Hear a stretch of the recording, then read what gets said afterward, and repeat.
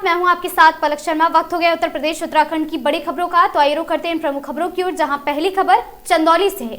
Integrated court परिसर के उद्घाटन कार्यक्रम में अधिवक्ता का हंगामा। चीफ जस्टिस ऑफ इंडिया और सीएम योगी के पहुंचने पर पहले अधिवक्ताओं ने किया हंगामा। भाजपा नेताओं को आगे बैठाने से नाराज दिखे अधिवक्ता। पिछले 20 मिनट से हंगामा कर रहे अधिवक्ताओं का आरोप है कोर्ट के लिए अधिवक्ताओं ने लड़ी लड़ाई लड़ने वाले अधिवक्ताओं को सम्मान देने की बजाय भाजपा नेताओं को आगे बिठाया जा रहा है। अधिवक्ता संघर्ष करे, अधिवक्ता का ये कार्यक्रम है, इसमें भाजपा के नेताओं को क्यों आगे रखा गया है? जो संघर्ष के साथी रहे उनको क्यों नहीं आगे रखा गया है? ये कार्यक्रम वकीलों का है, हमारे सीजीआई आ रहे हैं और यहाँ भाजपा के लोगों की तवज्जो दी जा रही है। ऐसा क्यों हो रहा है?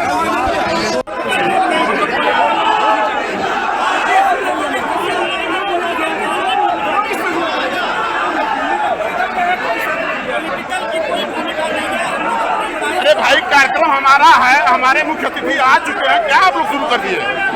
क्या मैसेज दे रहे हैं मुख्य अतिथि को आप लोग?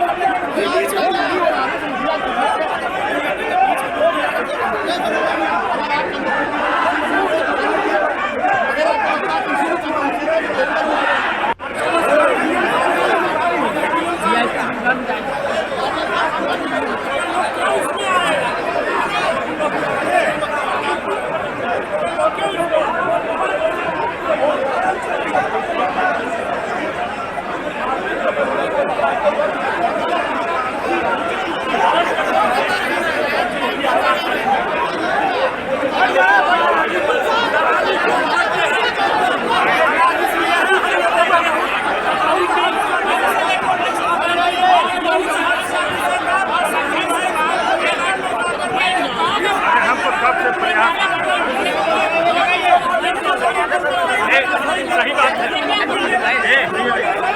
आगे लोग ना पीछे हो जाए तो ये शांति हो जाएगी।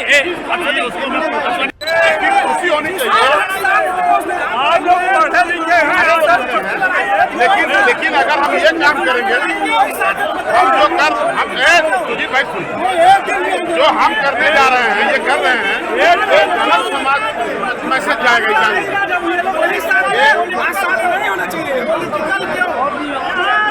भाई अब वो हमारे आपके पास तो है नहीं।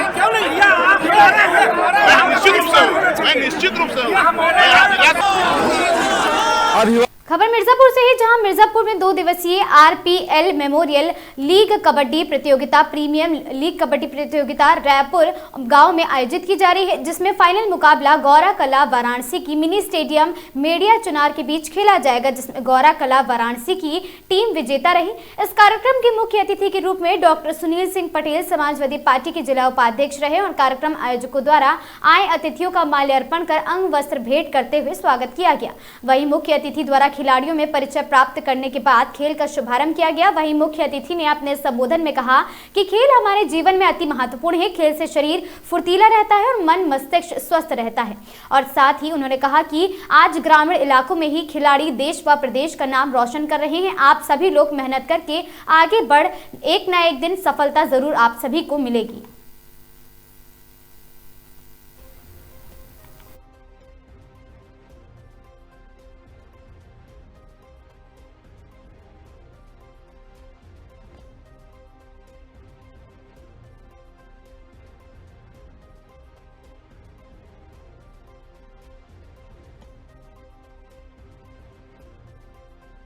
आज कबड्डी प्रतियोगिता है, क्या कहेंगे इसके लिए? देखिए, इस रपुरिया ग्राम पंचायत में आरपीएल रपुरिया प्रीमियर लीग का आज समापन समारोह है और हमने देखा कि सभी दोनों फाइनल टीमें खेल के भावना से कबड्डी खेल को उन्होंने खेला और जो है बहुत अच्छा प्रदर्शन किए।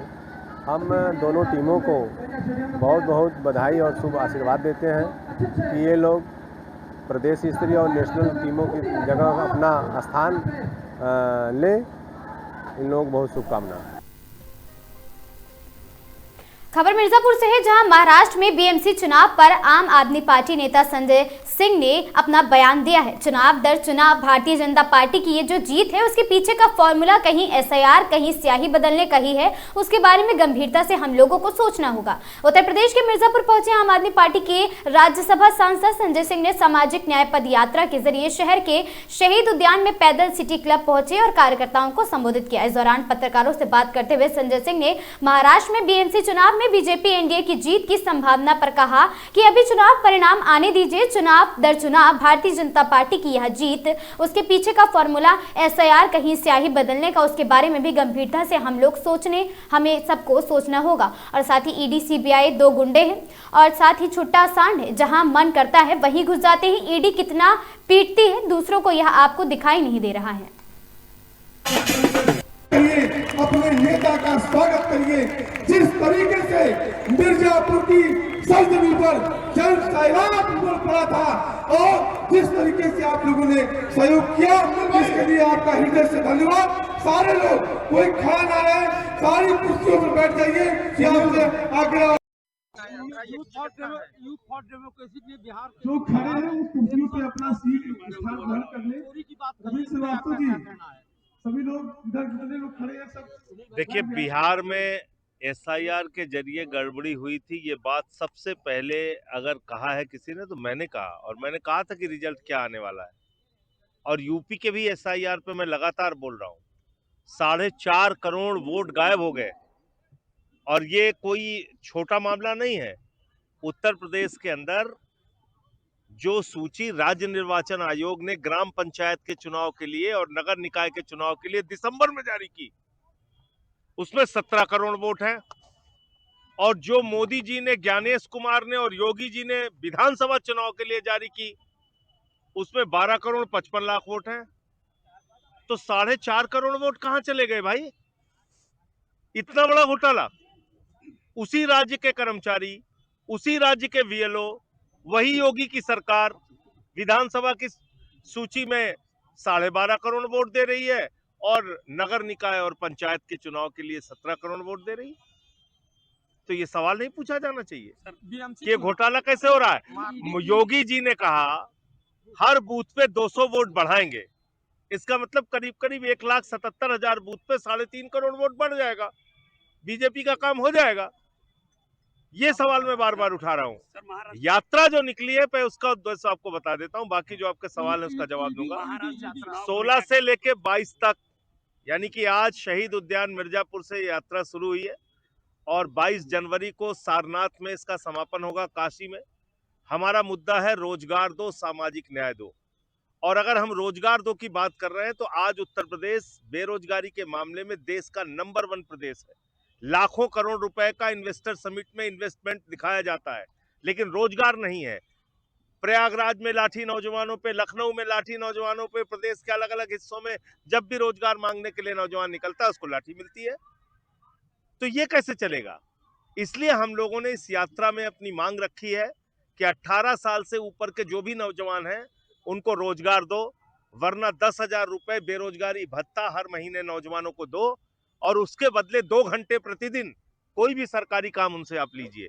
हमें नहीं कह रहे हैं कि उनको घर बिठा के पैसा दीजिए, लेकिन बेरोजगारी जो एक अभिशाप बन चुकी है उत्तर प्रदेश में, बेरोजगारी जिसके कारण से आज व्हाट्सएप पे दिन भर नौजवान लगा रहता है और जाति धर्म के झगड़े में फंसा रहता है, उससे निकालने का तरीका यही है। रोजगार दीजिए, नहीं रोजगार दे सकते 10,000 रुपए बेरोजगारी भत्ता दीजिए और 2 घंटे कोई भी सरकारी काम उनसे आप लीजिए। दूसरी बात, सामाजिक न्याय की बात हम जब कहते हैं, सामाजिक न्याय इसलिए जरूरी है उत्तर प्रदेश में।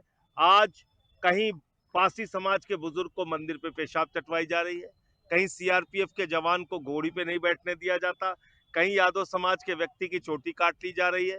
तो ये हो रहा है यूपी में, कथावाचक की चोटी काट ले रहे हैं, आरक्षण खा ले रहे हैं। तो ये सारी घटनाएं सामाजिक भेदभाव है और ये मिटना चाहिए, खत्म होना चाहिए।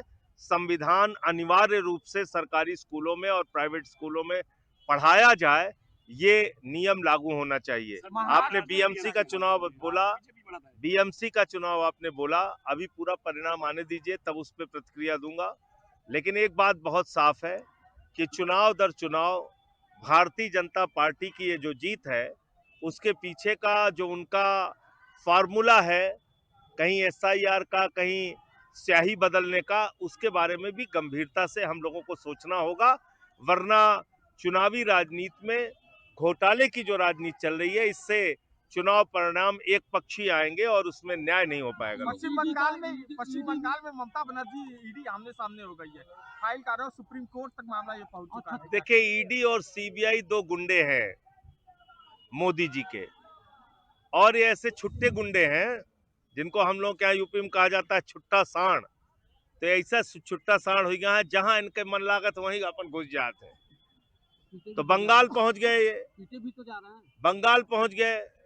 नहीं, वो कितना पीटते हैं वो आपको नहीं दिखाई देता। ईडी वाले खुद दूसरों को कितना पीटते हैं वो भी तो देखिए ना। मैं आपसे ये कह रहा हूँ, वो कितना पीटते हैं लोगों को, वो कितना पीटते हैं। और आप जहां चुनाव आता है वहीं पे ईडी पहुंचती है, उसके पहले इनको भ्रष्टाचार नहीं दिखता। 6 साल पुराने मामले में आप अचानक पहुंचेंगे और वहां पे उनका दफ्तर पे छापा मार के उनकी चुनाव की रणनीति की फाइलें चुरा के, ये आपका काम है। 0.1% से भी कम कन्विक्शन रेट है ईडी का। तो इसलिए बंगाल में जो कुछ भी हुआ वो टीएमसी के कार्यालय पे छापा मार के उनकी चुनावी राजनीति को डिस्टर्ब करने के लिए हुआ। महाराष्ट्र में क्या कांग्रेस का अलग चुनाव लड़ना ये नुकसान मान रहे हैं आप? देखिए, अब ये तो कांग्रेस वालों से पूछिए। हमने तो 63 सीटों पे वहां पे चुनाव लड़ा था, लेकिन मैं आपसे ये कह रहा हूं कि चुनाव दर चुनाव बीजेपी का जीतना और ये चिंता की बात है, और उसके बारे में सोचना होगा कि किस फार्मूले के तहत और कौन सा ये घपला घोटाला लगातार करते जा रहे हैं जो इनके परिणाम आ रहे हैं। तो अभी पूरा खबर बदायूं से है, जहां मालगाड़ी का डिब्बा बितरोई के पास पटरी से उतरा। आपको बता दें, बरेली से मालगाड़ी कासगंज जा रही थी। उझानी स्टेशन से निकलने के बाद बितरोई पर उतरी मालगाड़ी रामनगर से मुंबई बंदरा जाने वाली ट्रेन 22976 बदायूं के बामियान पर रोकी गई है और साथ ही आगरा से रामनगर जाने वाली ट्रेन 15055 आगरा फोर्ट होगी प्रभावित।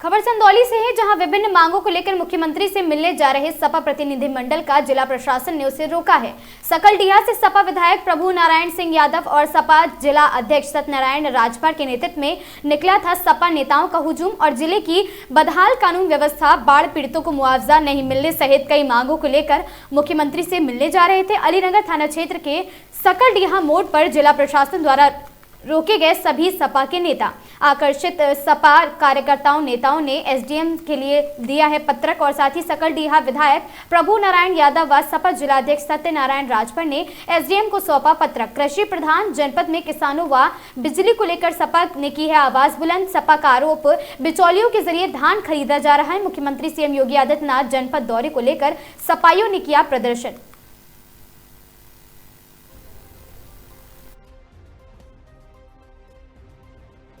आज काफी संख्या में क्या प्रमाण? देखिए, जनपद में एक बड़ा काम हो रहा था। हम लोगों को उम्मीद थी कि जो परंपराएं चली आ रही हैं, हमारी भी सरकार थी, मैं जिलाध्यक्ष था खुद, और विभिन्न राजनीतिक दलों से जुड़े हुए प्रतिनिधियों को मैं आमंत्रित करवाता था, वहां बैठाता था।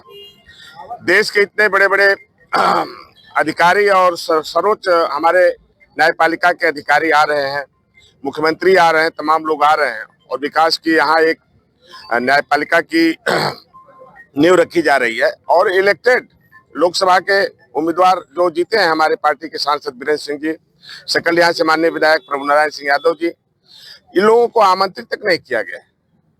ये कैसी परंपरा भाजपा शुरू कर रही है। और हमारी बातें यहाँ के जिलाधिकारी को भी हमने फोन लगाया, वो भी नहीं सुने, एसडीएम भी नहीं सुना। अभी तक मुआवजा नहीं मिला है, खाद नहीं मिल रही है, लोग परेशान है, इलाज नहीं हो पा रहा है। इन समस्याओं को लेकर एक रास्ता खोजा गया है। ये माननीय मुख्यमंत्री जी तक बात पहुंचाई जाएगी। अगर 1 महीने के 1.5 महीने के अंदर नहीं होता है, विधानसभा लोकसभा के बाद इस जनपद में एक बड़ा आंदोलन किसानों का होगा। और ये मत ऐसे लोग ना समझे, ये हम समझते हैं कि जिस तरह दबाने की कोशिश भाजपा के इशारे पर यहाँ के अधिकारी लोग कर रहे हैं, उनको जवाब देना महंगा पड़ जाएगा फरवरी मार्च के महीनों में, जब किसान अपनी मांगों को लेकर सड़कों पर उतरेगा। ये एक चेतावनी है जिला प्रशासन को। आज काफी संख्या में आप लोगों का क्या मामला है? देखिए, समाजवादी पार्टी के लोग अभी कल ही ये जन समस्याओं को लेके ये तहसील मुख्यालय पे ज्ञापन देने गए, जहां एसडीएम खुद समय देके नहीं आने का काम किया। आज तमाम समस्याएं जनपद में मुंह बाए खड़ी है। कानून व्यवस्था नाम की कोई चीज नहीं, रोज हत्याएं हो रही है, अपराधी नहीं पकड़े जा रहे, किसान परेशान है। गड़ई नदी, चंद्रप्रभा नदी में इतनी भीषण बाढ़ आई थी जिससे नुकसान हुआ, आज तक मुआवजा भी नहीं मिला। किसान की मांग है कि इसकी खुदाई की जाए। बिचौलियों के माध्यम से धान खरीद हो रहा है, आज किसान का धान खरीदा नहीं जा रहा है। अस्पतालों में दवाई का इंतजाम नहीं है, बिजली कटौती, रात को बिजली दे रहे हैं, किसान खेत में पानी नहीं लगा पा रहा है, बिजली की दुर्दशा है, सड़कों की मरम्मत नहीं हो पा रही है। मेडिकल कॉलेज, बाबा किनाराम मेडिकल कॉलेज यहाँ बना दिया गया है, खाना पूर्ति करके लोगों का इलाज नहीं हो रहा है। सीधे सीधे जब मरीज गरीब आदमी जा रहा है, किसान जा रहा है, तो उसको बनारस या लखनऊ रिफर करने का काम किया जा रहा है। तो जब यहाँ का प्रशासन बात सुन नहीं रहा है, हम लोगों ने कई बार मामले को उठाया, तो हम लोगों ने आज मुख्यमंत्री जी चूंकि आ रहे हैं तो उनके तक अपना एक प्रस्ताव, अपना एक मांग पत्र हम लोग देना चाहते थे। तो आज जिलाधिकारी ने अपने प्रतिनिधि को भेजा है। हम लोगों ने मांग किया है कि ये हमारा मांग पत्र सीधे सीधे माननीय मुख्यमंत्री जी को भेजा जाए और उसका समाधान करने का काम करे सरकार। आपकी समस्या समझकर क्या करेंगे आप? समस्याओं को हम लोग ने दिया है, हम लोग माननीय मुख्यमंत्री जी का इंतजार करेंगे। यदि समस्याओं का समाधान नहीं हुआ तो हम लोग बैठ के बात करके एक बड़ा आंदोलन किसानों के लिए, गरीबों के लिए, हत्याओं को रोकने के लिए करने का काम करेंगे। रोहतास पाल अब तो खुलासे पे क्या कहेंगे? अब तो है ही क्या, कह तो रहे, रोज हत्याएं हो रही हैं, अपराधी पकड़े नहीं जा रहे हैं। इन तमाम मांगे हम लोगों को उसमें शामिल है कि हत्या पर रोक लगाओ, हत्यारों की गिरफ्तारी करो। तो यह काफी संख्या में सभा लोग थे, क्या पूरा मामला? इसमें यह है कि माननीय विधायक सकलडीहा द्वारा और जो यहाँ पे समाजवादी पार्टी अध्यक्ष जी है, इनके द्वारा एक ज्ञापन दिया गया है जो कि माननीय मुख्यमंत्री जी को संबोधित है। इसमें इन्होंने कुछ समस्याएं लिखी हुई है जिसपे त्वरित कार्रवाई कराई जाएगी और इनके ज्ञापन को माननीय मुख्यमंत्री जी को भेज दिया जाएगा अग्रिम कार्रवाई। इन्होंने कई समस्याएं लिखी हुई है जिसमें धान की खरीद का कुछ इशू है, बाढ़ तूफान का है और कई प्रशासनिक कार्यों में इन्होंने लापरवाही का दिखाया हुआ है।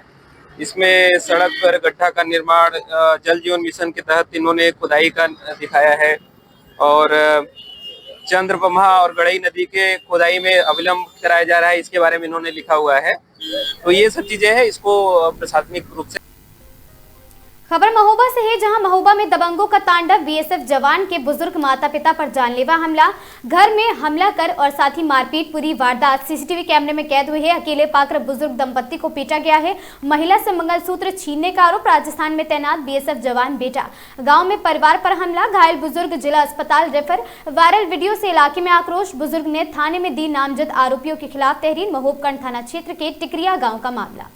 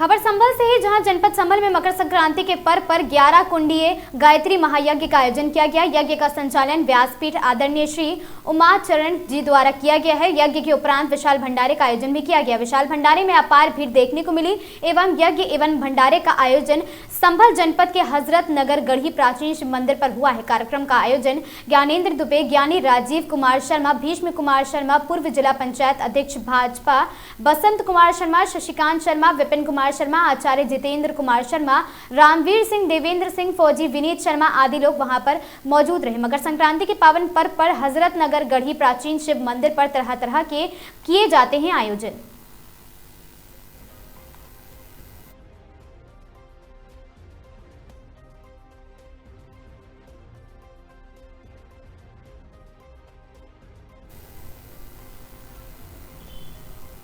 संभल में लगातार अपराधियों के विरुद्ध कार्रवाई की जा रही है। संभल की तेज तर्रार एएसपी अनुकृति शर्मा ने एक और बड़ा खुलासा किया है। पुलिस अधीक्षक जनपद संभल कृष्ण कुमार के कुशल निर्देशन व अपर पुलिस अधीक्षक दक्षिणी जनपद संभल अनुकृति शर्मा व क्षेत्र अधिकारी बहजोई डॉक्टर प्रदीप कुमार सिंह के कुशल नेतृत्व में एसओजी संभल टीम की मदद से थाना बहजोई पुलिस ने धोखाधड़ी पूर्वक चावल के ट्रक को गायब करने की घटना का अनावरण कर 2 अभियुक्त गड़ों को किया है गिरफ्तार तथा कब्जे से घटना में प्रयुक्त ट्रक का एक ट्रॉला व चावल बेचकर प्राप्त किए 10,30,000 रुपए बरामद।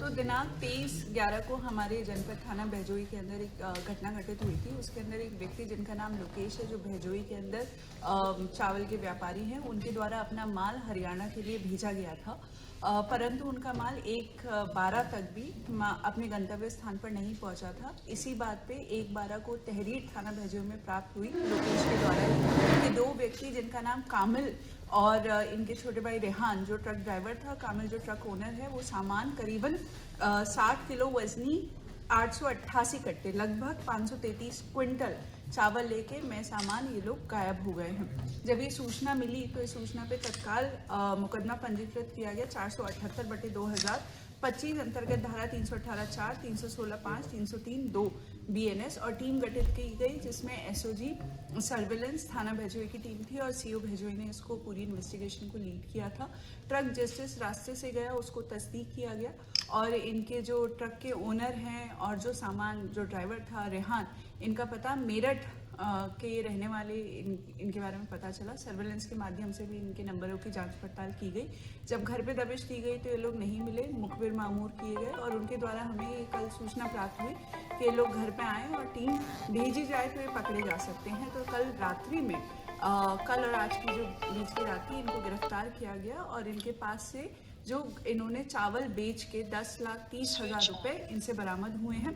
घटना पूरी इस तरीके से इनके द्वारा बताई गई कि इनको रुपए की अत्यधिक आवश्यकता थी। इन्होंने ट्रक खरीदा था, किश्त ये चुका नहीं पा रहे थे और इनके घर में इनकी बहन का विवाह भी था, तो पैसों की अत्यधिक आवश्यकता थी। और तब इन्होंने एक व्यक्ति जिसका नाम कादिर है, जो कि मेरठ का रहने वाला है और ट्रांसपोर्ट पे ट्रक वगैरह चलवाता है, उसके द्वारा ये पूरी योजना बनाई गई कि हम तीनों मिलके सामान ले जाके हरियाणा में एक मंडी है यमुनानगर में, वहाँ पे पूरा बेच देंगे, जिसकी पूरी व्यवस्था कादिर ने ही की और ये लोग पूरा सामान योजना के तहत यहाँ से लेकर गए। मेरठ में इन्होंने एक दिन ट्रक खड़ा रखा और उसके बाद हरियाणा में मंडी में जाके इन्होंने पूरा सामान लगभग 15 लाख रुपए में बेच दिया। फिर ट्रक को खुर्द-बुर्द करने के उद्देश्य से, ताकि ये ट्रेस ना हो पाए, ट्रक का आगे का हिस्सा कादिर अपने साथ लेके 3 लाख रुपए लगभग के साथ इस समय फरार है और जो ट्रक का पीछे का ट्रॉला था वो पुलिस के द्वारा इन्हीं व्यक्तियों की निशानदेही से शामली से बरामद कर लिया गया है। आज पुलिस द्वारा कामिल और रेहान, जो कि दोनों भाई हैं और मेरठ के रहने वाले हैं, इनको गिरफ्तार कर मैं 10,30,000 रुपए इनसे रिकवर कर और जो ट्रॉला है जो हम लोगों ने शामली से बरामद किया है, इनको न्यायिक अभिरक्षा में भेजा जा रहा है। टोटल कितने आरोपी शामिल थे इसमें और कितने गिरफ्तार हुए हैं? पूरी घटना में 3 आरोपी शामिल थे, जैसा कि आपको बताया, रेहान और कामिल पुत्र बाबर मेरठ के रहने वाले हैं और दूसरा है कादिर पुत्र नामालूम, ये भी मेरठ के ही रहने वाले हैं। खबर सिद्धार्थनगर से है, जहां घने कोहरे के कारण साइकिल सवार को बचाने में मैजिक व मदरसे की बस अनियंत्रित होकर पलटी है। मदरसे की बस में सवार थे 38 स्कूली बच्चे। हादसे में मची अफरा तफरी, 18 मदरसे के बच्चे घायल। इलाज के बाद 6 बच्चों को मेडिकल कॉलेज में किया गया रेफर। ढेबुरा थाना क्षेत्र के NH पर मदहरिया गाँव के पास हुआ यह हादसा।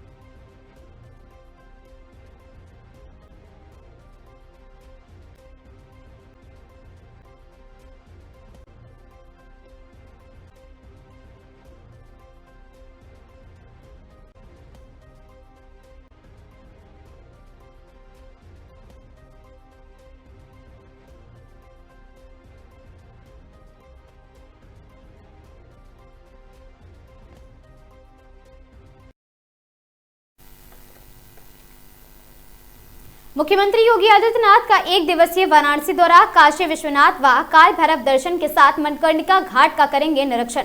घाटों के विकास और व्यवस्थाओं की समीक्षा सर्किट हाउस में अधिकारियों संग बैठक के बाद उत्तर प्रदेश के मुख्यमंत्री योगी आदित्यनाथ 1 दिवसीय दौरे पर अपने संसदीय एवं धार्मिक नगरी वाराणसी पहुंचे हैं। मुख्यमंत्री दोपहर में पुलिस लाइन स्थित हेलीपैड पर आगमन करेंगे, जहां से वे सीधे काशी विश्वनाथ धाम के लिए प्रस्थान करेंगे। बाबा विश्वनाथ के विधिवत दर्शन पूजन के उपरांत मुख्यमंत्री योगी आदित्यनाथ बाबा काल भैरव मंदिर पहुंचकर वहां भी दर्शन एवं पूजन करेंगे। धार्मिक अनुष्ठानों के बाद मुख्यमंत्री मणिकर्णिका घाट का भी निरीक्षण करेंगे। निरीक्षण के दौरान वे घाट पर चल रहे विकास कार्यों, स्वच्छता व्यवस्था, शवदाह से जुड़ी सुविधाओं एवं अन्य व्यवस्थाओं की गहन समीक्षा करेंगे। मणिकर्णिका घाट के निरीक्षण के पश्चात मुख्यमंत्री योगी आदित्यनाथ वाराणसी स्थित सर्किट हाउस में पहुंचेंगे। यहां वे प्रशासनिक अधिकारियों के साथ बैठक कर विकास कार्यों और साथ ही कानून व्यवस्था एवं जनहित से जुड़े विषयों की समीक्षा भी करेंगे।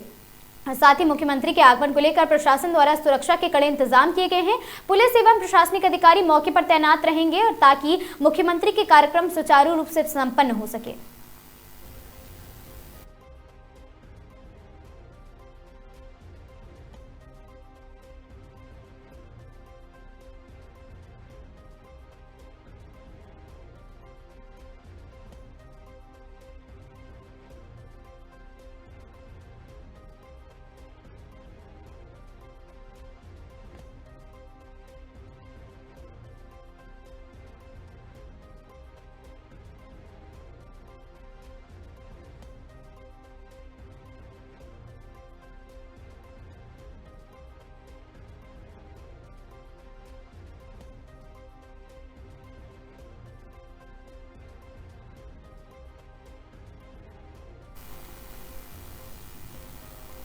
मुख्यमंत्री योगी आदित्यनाथ अपने 1 दिवसीय दौरे पर वाराणसी पहुंचे। हेलीकॉप्टर से पुलिस लाइन उतरकर सीधे मणिकर्णिका घाट के लिए रवाना हुए। आपको बता दें, मुख्यमंत्री वाराणसी पहुंचे और साथ ही उन्होंने मुख्यमंत्री योगी आदित्यनाथ हेलीकॉप्टर से पुलिस लाइन उतरकर सीधे मणिकर्णिका घाट के लिए रवाना हो गए।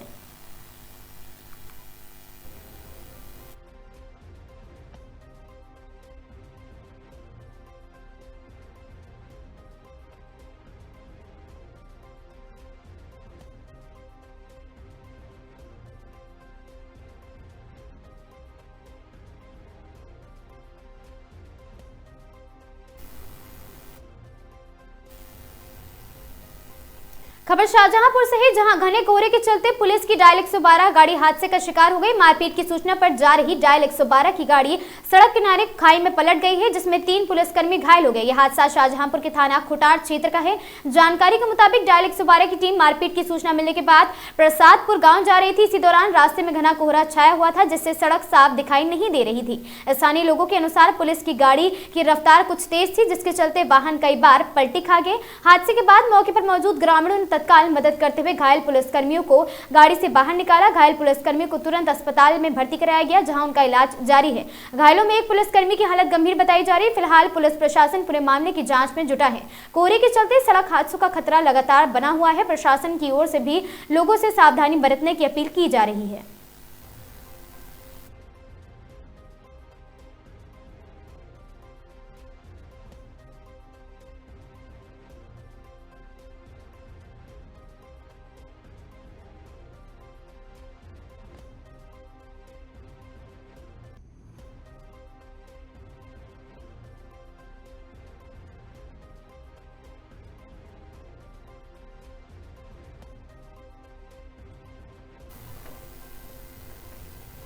बिलग्राम स्थित सामुदायिक स्वास्थ्य केंद्र में सीएचसी में शनिवार दोपहर करीब 12:30 बजे उस समय हड़कंप मच गया जब एक डॉक्टर के कमरे में अचानक आग लग गई। आग लगते ही कमरे से धुआं उठता लपटें उठने लगी, जिससे पूरे अस्पताल परिसर में अफरा तफरी का माहौल बन गया। आग की सूचना मिलते ही सीएचसी में मौजूद चिकित्सकों व कर्मचारियों ने तत्काल फायर ब्रिगेड को सूचना दी। कुछ ही देर में दमकल की गाड़ियां मौके पर पहुंची और आग बुझाने में अभियान शुरू कर दिया गया है। आपको बता दें कि रूम हीटर बना आग का कारण स्थानीय लोगों के अनुसार रात करीब 1 बजे बिजली चली गई थी। सुबह लगभग 12:30 बजे बिजली आपूर्ति बहाल हुई है। इसी दौरान कमरे में रखा रूम हीटर पहले से ऑन था, जिससे अचानक आग भड़क उठी है। आग ओपीडी चिकित्सक डॉक्टर रविकांत शर्मा के कमरे में लगी है, जहां रखा फर्नीचर, जरूरी कागजात और अन्य सामान जलकर क्षतिग्रस्त हो गए हैं। कोई जनहानि नहीं हुई। दमकल विभाग की तत्परता से आग पर काबू पा लिया गया। गनीमत रही कि इस घटना में किसी प्रकार की कोई भी जनहानि नहीं हुई है। प्रशासन पूरे मामले की जांच में जुटा हुआ है।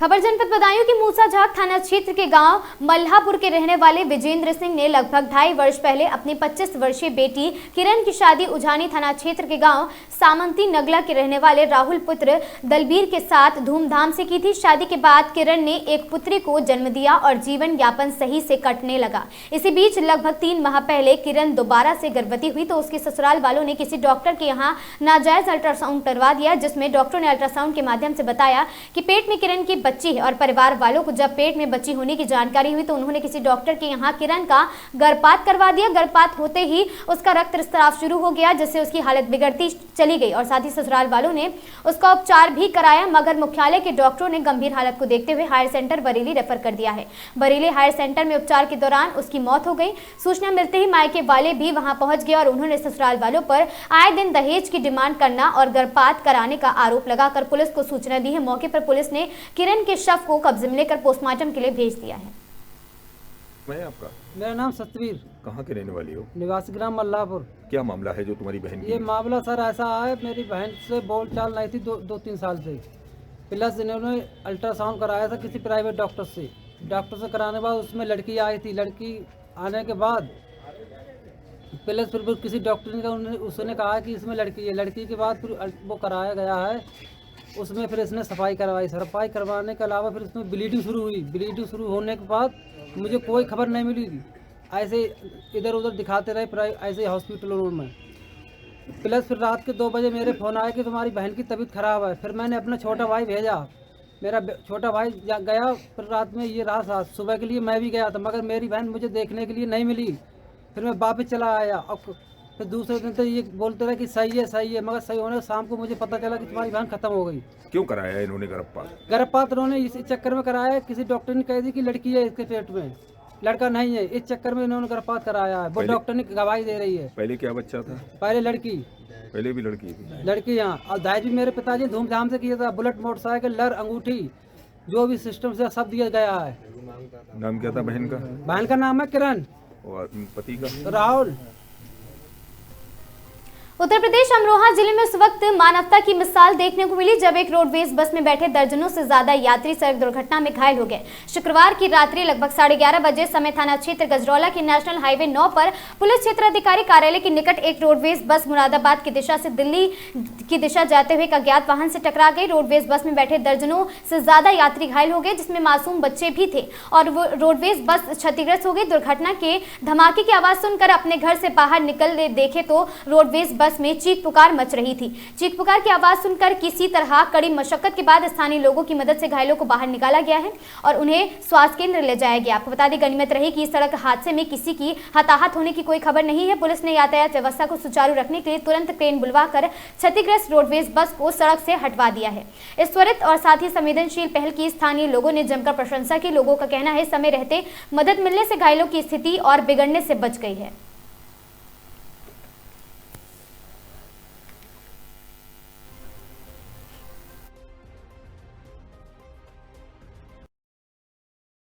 आज दिनांक 17 जनवरी 2026 की सुबह नेशनल हाईवे 9 पर डिडौली थाना क्षेत्र के अंतर्गत अत्यधिक घने कोहरे व दृश्यता कम होने के कारण 6 वाहन आपस में टकरा गए, जिसमें एक कैंटर, एक बस व 4 अन्य छोटे वाहन थे। इनमें कुल 7 व्यक्ति घायल हुए हैं, जिसमें एक व्यक्ति गंभीर रूप से घायल है, जिसका इलाज अस्पताल में चल रहा है। बाकी 6 अन्य व्यक्तियों को हल्की फुल्की चोटें थीं, जिनको प्राथमिक उपचार के बाद उनके घर रवाना किया जा चुका है। अन्य किसी जान माल के कोई नुकसान की कोई खबर नहीं है। पुलिस द्वारा तत्काल मौके पर पहुंचकर क्रेन आदि की सहायता से यातायात को सुचारू रूप से निर्बाध चालू करवा दिया गया है। शांति और कानून व्यवस्था। मऊ जनपद मुख्यालय स्थित प्रकाश हॉस्पिटल एंड ट्रामा सेंटर ने स्वास्थ्य क्षेत्र में एक और महत्वपूर्ण कदम बढ़ाते हुए हृदय रोग तथा कान, नाक एवं गला NET विभाग की शुरुआत कर दी है। इस नई सुविधा से अब मऊ सहित आसपास के जिलों के मरीजों को गंभीर बीमारियों के इलाज के लिए बड़े शहरों की ओर नहीं जाना पड़ेगा। और साथ ही इस उपलब्धि की जानकारी प्रकाश ग्रुप के चेयरमैन डॉक्टर मनीष राय ने दी है। उन्होंने बताया कि अस्पताल में हृदय रोग विभाग की जिम्मेदारी प्रख्यात कार्डियोलॉजिस्ट डॉक्टर विश्वजीत सिंह को सौंप दी गई है, जो सप्ताह के 7 दिन 24 घंटे अपनी सेवाएं उपलब्ध कराएंगे। इससे आपातकालीन स्थिति में मरीजों को तत्काल और जीवन रक्षक उपचार मिल सकेगा। कि नहीं, ये सारा आइडिया हम लोग ECG से लगा लेते हैं। ECG से हमें ये भी पता लग जाता है कि वो फैलने की स्पीड कैसी है, उसकी बनावट कैसी है, कहीं उसमें परेशानी तो नहीं है या हार्ट अटैक होने का रिस्क तो नहीं है। ये सारा हम लोग को आइडिया लग जाता है। और जब हम लोग इको करते हैं तो हम ये देखते हैं कि इनका आपस में क्या कनेक्शन है और क्या कोऑर्डिनेशन है, कैसी पंपिंग है। जैसे पहले ये चेंबर एक साथ दोनों काम कर रहे हैं कि नहीं, ये दोनों एक साथ काम कर रहे हैं कि नहीं, इन दोनों चेंबर के बीच में जो वाल्व है उसमें कोई लीकेज तो नहीं है, उसमें कोई ब्लॉकेज तो नहीं है। ये सारा हम लोग आइडिया लगाते हैं। तो इको जो है हम लोग कई एंगल से देखकर इसका आइडिया लगा सकते हैं। ठीक है, वो उस मशीन की जी की मशीन को हम लोगों ने लिया है और एकदम हाई टेक्नोलॉजी है, AI जनरेटेड है। अब मऊ में 24 घंटा डॉक्टर और जांच उपलब्ध रहेगी। इसी के साथ आपको डॉक्टर साहब से भी परिचय कराना चाहूंगा। आप डॉक्टर वैष्णवी राय हैं, ENT सर्जन है। तो आपका भी जो है MBBS MS KIMS medical college Bhubaneswar से है और डॉक्टर साहब का जो है बहुत अच्छा हाथ है। मेडिकल कॉलेज में भी समय देती हैं और प्रतिदिन यहाँ भी सर्जरी कर रही है। तो अभी तक सर्जरी मऊ में नहीं होती थी। ENT की सर्जरी आप लोग ध्यान दीजिए। OPD है, डॉक्टर्स है, लेकिन जो टिपिकल सर्जरी है वो नहीं होती थी। तो डॉक्टर साहब बताएंगे अगर आपकी कुछ। मैम सबसे पहले अपना परिचय दे दीजिए। MD मेडिसिन मैंने मणिपाल से किया है और DM कार्डियोलॉजी मैंने Shri Jayadeva institute of cardiovascular sciences Bangalore से किया है। तो अभी आपकी मऊ में क्या प्लानिंग है, मतलब किस हॉस्पिटल में बैठने वाले हैं और कब कब आप क्या क्या चीजें देने वाले हैं लोगों को? रोजाना हम लोग की OPD रहेगी प्रकाश हॉस्पिटल में, जो सुबह लगभग 9:30-10 बजे से लेके लंच टाइम तक रहेगा। और यहाँ पे हम लोग की फैसिलिटीज अवेलेबल हैं, जो हार्ट की स्कैनिंग है जैसे 2D इको और TMT एक जांच होती है, जिससे हम लोग पहले ही अंदाजा लगा सकते हैं कि किसको हार्ट अटैक होने वाला है, जो हर आदमी को करानी चाहिए। और बाकी और कार्डियो से रिलेटेड जितने भी जांचें हैं सब यहाँ पे उपलब्ध रहेगी। हार्ट के उन मरीजों को क्या संदेश देना चाहेंगे? ठंडी का दिन है और आज के डेट में ठंडे पानी से लोग स्नान भी कर लेते हैं, तो ऐसे में क्या कुछ बताना चाहेंगे आप?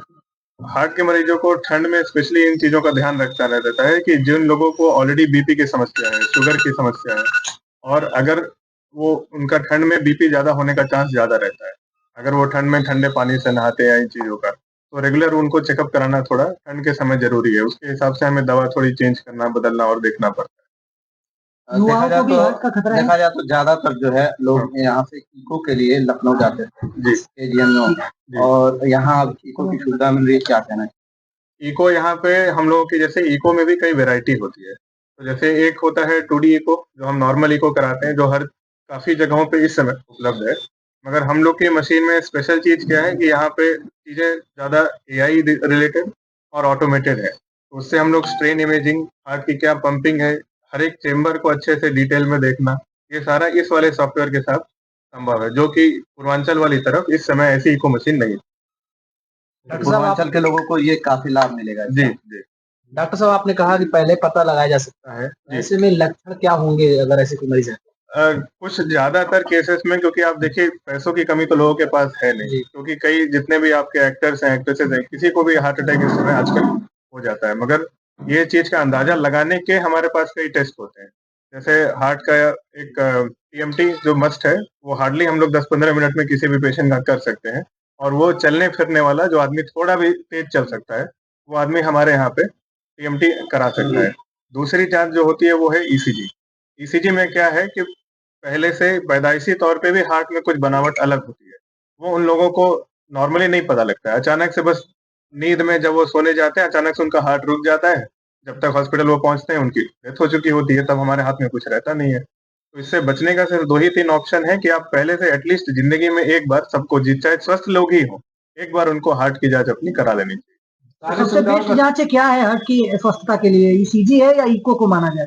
क्योंकि कभी कभी ईसीजी देखा जाता है तो ईसीजी फर्जी भी साबित हो जाता है, क्योंकि जो लाइनिंग होती है वो कभी कभी डॉक्टर ही कहते हैं कि ये सही नहीं आ पाई है। तो ऐसे में कौन सी जांच? दोनों में थोड़ा सा फर्क है, जिसको मैं थोड़ा विस्तार से बताता हूँ, ध्यान समझो। ईसीजी, अच्छा ठीक, यही चलाएंगे। महोबा के महोबकंट में दबंगों के हौसले बुलंद है। यहाँ सीमा सुरक्षा बल बीएसएफ में तैनात एक जवान के बुजुर्ग माता पिता पर पड़ोस के दबंगों ने जानलेवा हमला कर दिया। धारदार हथियार के लिए दबंगों ने घर में हमला किया है। ये पूरी वारदात सीसीटीवी में कैद हो गई, जिसका वीडियो अब सोशल मीडिया पर जमकर वायरल हो रहा। उत्तर प्रदेश के महोबा जिले से एक दबंगई और गुंडई का मामला सामने आया है, जहाँ सरहद की रक्षा करने वाले एक जवान का परिवार अपने घर में सुरक्षित नहीं है। मामला महोबकंट थाना क्षेत्र के टिकरिया गाँव का है। यहाँ शुक्रवार की रात रहने वाले 62 वर्षीय बुजुर्ग राज बहादुर यादव अपनी पत्नी कमलेश पर गांव के ही कुछ नामजद दबंगों ने उस वक्त हमला बोल दिया जब वे घर पर अकेले थे। राज बहादुर का इकलौता पुत्र राघवेंद्र सिंह राजस्थान के बाड़मेर में बीएसएफ जवान के रूप में तैनात है। आरोप है कि ईर्ष्या के रंजन घर पर बुजुर्ग माता पिता को अकेला पाकर शीलेंद्र, सुनील और साथ ही रिंकू और उनके साथियों ने सोची समझी साजिश के तहत शुक्रवार की रात घर पर धावा बोल दिया है। आरोपियों के हाथों में धारदार हथियार और अवैध तमंचे के लिए हो जाने पर आरोप है। दबंगों ने न केवल बुजुर्ग राज बहादुर को बेरहमी से पीटा है, बल्कि बचाव में आए उनकी पत्नी के साथ भी मारपीट की है। और साथ ही इस पूरी गुंडई का वीडियो घर के बाहर लगे सीसीटीवी कैमरे में रिकॉर्ड हो गया है, जो कि अब सोशल मीडिया पर जमकर वायरल हो रहा है। पीड़ित परिवार का कहना है आरोपी शातिर किस्म के अपराधी हैं, उन पर पहले से भी कई मुकदमे दर्ज है। घटना की जानकारी मिलते ही पुलिस महकमे में हड़कंप मच गया।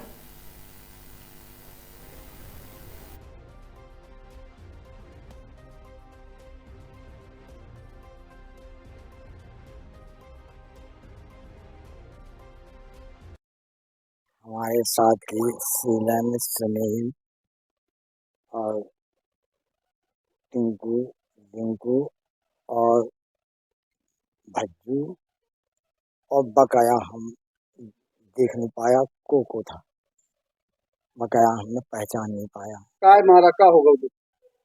हमारा ना कोई उनसे लेन देन, ना कोई झगड़ा, ना कुछ।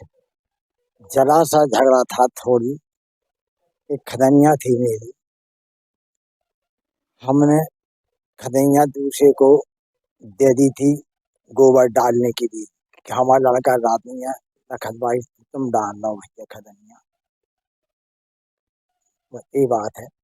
उनने कहा कि खदनिया हमको क्यों नहीं दी, हमने भैया हमने कौन ऐसी चीजा है, हम तुमने गोबर ढक डालने के लिए दे दीजिए कि आप डालता हो, और हमने रखतबाजी नहीं है, हम अकेले आदमी, हम अकेले लड़का है। कौन कौन रहता है घर में? बस हम दोनों आदमी। और लड़का? लड़का बीएसएफ में है। अच्छा, हाँ। कहाँ पे तैनात? राजस्थान। पुलिस में शिकायत की आपने इस मामले? हमने नहीं की अभी। काहे से मारपीट की इन लोगों ने? इनकी घूसा, हमको लाठी नहीं मारी जाए, हमको घूसा से मारा, हर जगह नंग नंग तोड़ दी। क्या लिए थे ये लोग?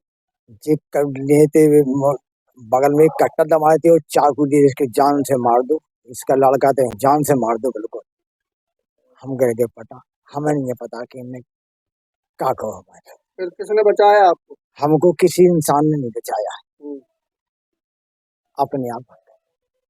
हमारी नातन रखे, हम नातन गए पाई ऊपर, हमारी छोटी नातन मौड़ी की रखे, बस नातन गए पाई ऊपर, तो नातन है चोट है, बात आई नहीं है। घर पर अकेली है, बस छोटी सी है, 5 में बड़ा, वह अकेली है, कोई नहीं मेरे घर पर, न मेरी बहू है, बहू मायके चली गई, लड़का अपनी नौकरी में चला गया, मैं अकेला है। क्या चाहते हैं दादा प्रशासन से? प्रशासन से हम ये चाहते हैं कि सीमांजी का दंड न मिले उन्हें, तो हमको क्या राय से फायदा है। हमारे हमने गलत किया हो तो हमारे साथ गलत भी करे। खबर कानपुर देहात से है, जहां जिनई बनीपारा बाणेश्वर महादेव मंदिर में शिव महापुराण की कथा की तैयारी हो गई है। आज जिनई में शुक्रवार को वैदिक मंत्रोच्चार के साथ पूजन कर भव्य कलश यात्रा निकाली गई। महिलाएं मंगल गीत गाते हुए शामिल हुई और साथ ही सेंगुर नदी से जल लेकर यात्री के बाद शिव पुराण कथा का शुभारंभ हुआ है। और साथ ही डेरापुर तहसील के जुनई बनीपारा गांव में शुक्रवार को वैदिक मंत्रोच्चार के साथ भजन कर भव्य कलश यात्रा निकाली गई है। इसमें बड़ी संख्या में महिलाएं मंगल गीत गाती हुई शामिल हुई है और सिंगूरी नदी से जल लेकर यात्रा के वापस आने के बाद शिव पुराण कथा का शुभारंभ हो गया है। पहले दिन आचार्य ने भागवत कथा के महात्मा का विस्तार से वर्णन किया।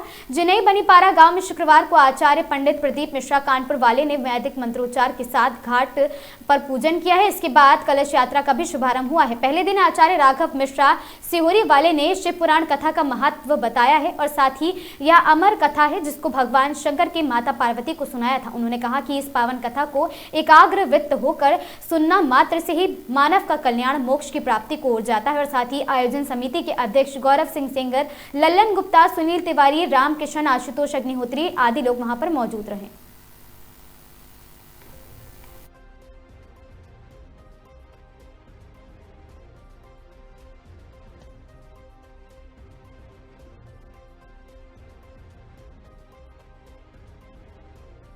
भैया आज का जो कार्यक्रम है कहाँ से कलश यात्रा आई है, कहाँ तक जाएगी? देखिए सबसे पहले सभी को हर हर महादेव। श्री बाणेश्वर महादेव सेवा समिति के तत्वाधान में जुनई बनीपारा में ऐतिहासिक ये आज कानपुर देहात के उन ऐतिहासिक क्षणों को आज 17 जनवरी 2026 भूल नहीं पाएगी। ऐसा दिव्य ऐतिहासिक कलश यात्रा निश्चित मानिए, अगर हम लोग देखते हैं तो कतारें भक्तों की टूट नहीं, कम से कम 3 किलोमीटर दूर तक भक्तों की कतारें लगी हुई हैं। और इस ऐतिहासिक कलश यात्रा को हमारे सम्मानित समस्त क्षेत्रवासी, वयोवृद्ध, माताएं, बहनें, नवयुवक बच्चों ने बढ़ चढ़ करके जो हिस्सा लिया, इसके लिए हम इनका सदैव आभार प्रकट करते रहेंगे। ये ऐतिहासिक कलश यात्रा दिनांक 17 जनवरी 2026 को श्री बाणेश्वर महादेव मंदिर से प्रारंभ होकर के समस्त क्षेत्र में भ्रमण करते हुए पुनः बाणेश्वर महादेव मंदिर में पहुंच रही है। दिनांक 18 जनवरी से लेकर के 24 जनवरी तक विशाल श्री शिव महापुराण का आयोजन रखा गया है। इसमें मैं समस्त भक्तों से अपील करता हूँ, आप सभी लोग बधाइए और इस कार्यक्रम को सफल बनाने का कार्य करेंगे। ये कार्यक्रम हमारे अंतर्राष्ट्रीय कथाव्यास पंडित प्रदीप मिश्रा सीहोर वाले, उनके पुत्र चिरंजीव राघव मिश्रा जी के द्वारा इस दिव्य शिव महापुराण का वाचन किया जाएगा। और समस्त जनमानस में इतना उत्साह है, इतनी आनंद की अनुभूति मैं बता नहीं सकता हूँ। यहाँ पर वयोवृद्ध 80-80 साल के लोग ऐसे दौड़े ध्वजा लेकर के, सनातन धर्म की ध्वजा को लेकर के चल रहे हैं। ऐसा लगता है जैसे भारत पुनः विश्व गुरु बनने की ओर बढ़ चुका है और सनातन ऐतिहासिक यात्रा की ओर बढ़ चुका है। जय जय।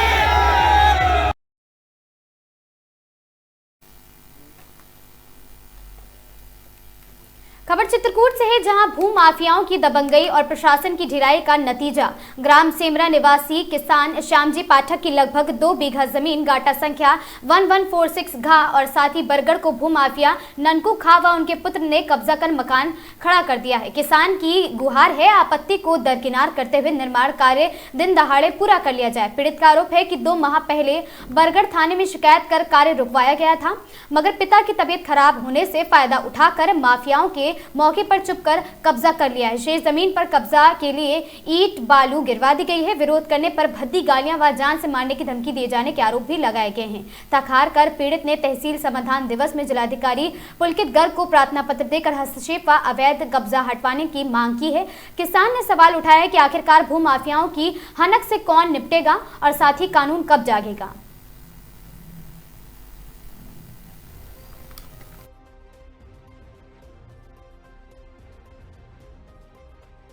क्या नाम है आपका और क्या मामला है? मेरा नाम श्यामजी पाठक है, मैं बरगढ़ से आता हूँ।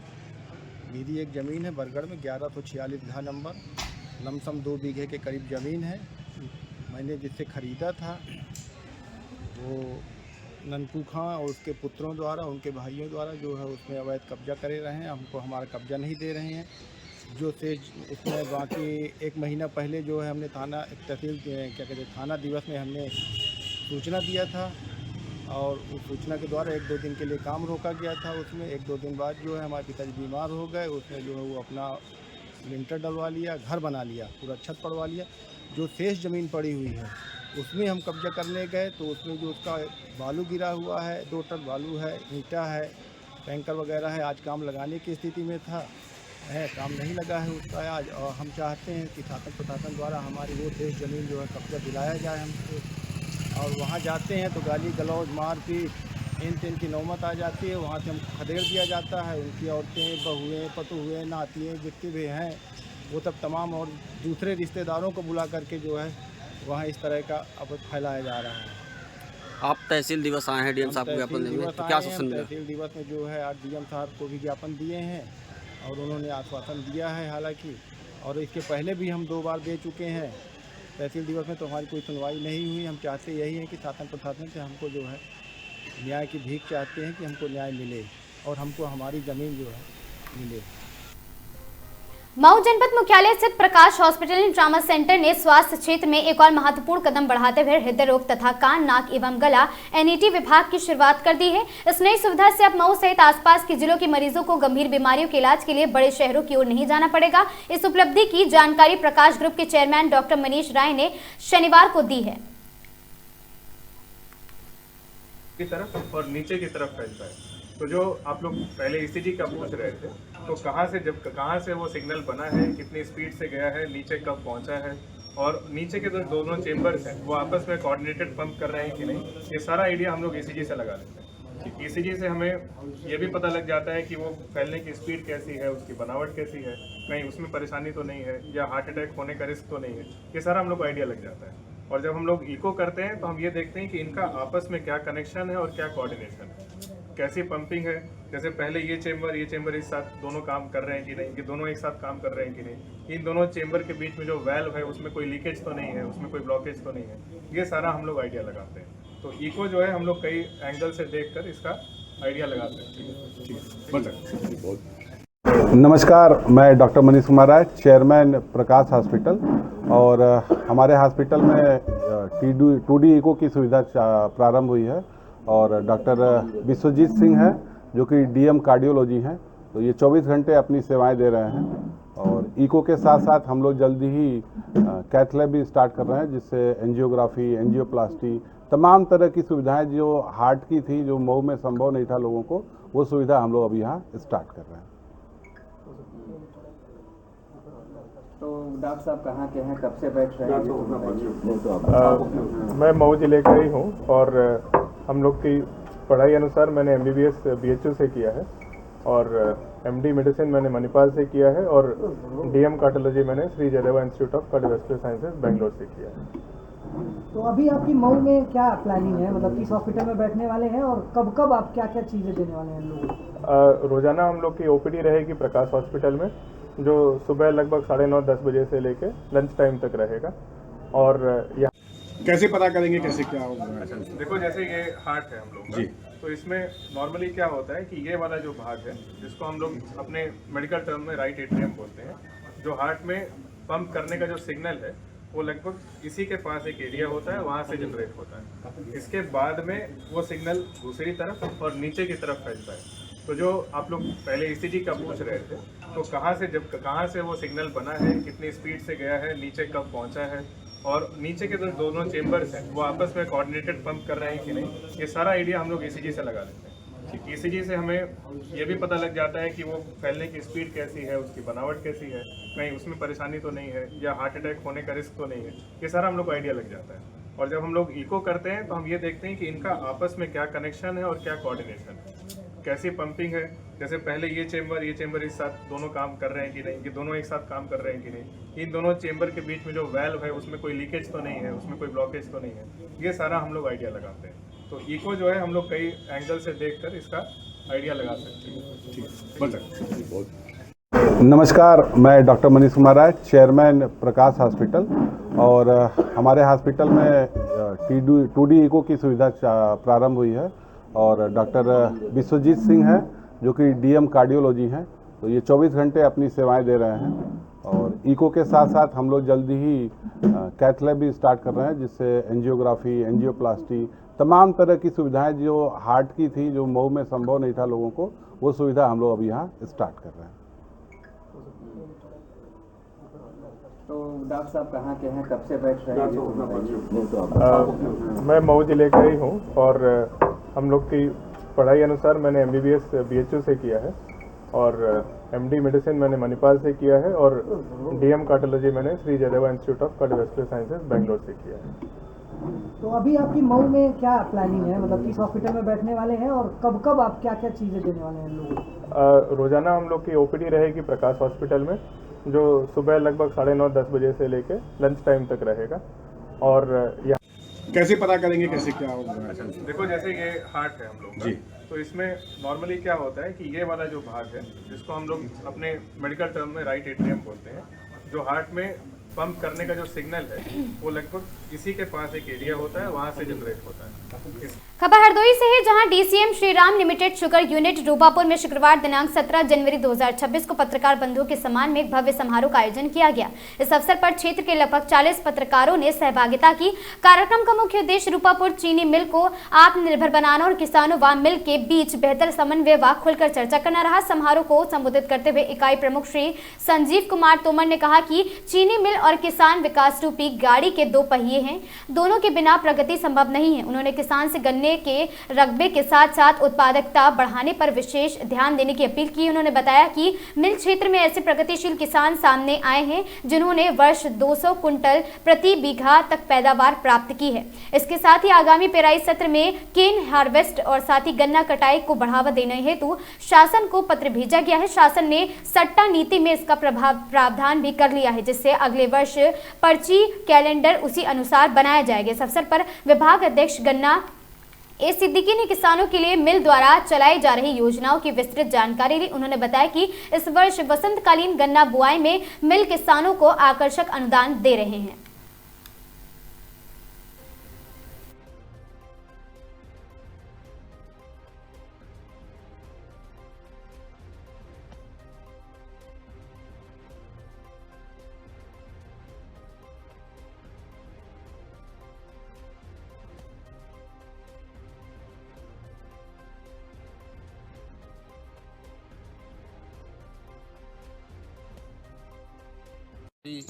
CO 118 प्रजाति बहुत अच्छी प्रजाति है जो 238 के समकक्षी है। इसी के साथ में COS 13235 नई प्रजाति है, ये शाहजहांपुर संस्थान की वैरायटी है। साथ ही साथ में एक लखनऊ की अच्छी प्रजाति है COL के 14201। लेकिन 14201 के संदर्भ में ये कहना चाहूँगा कि काश्तकार भाई इसको 15 मार्च तक ही लगाएं, उसके बाद न लगाएं। ये बहुत अच्छी वैरायटी बसंत काल के लिए है।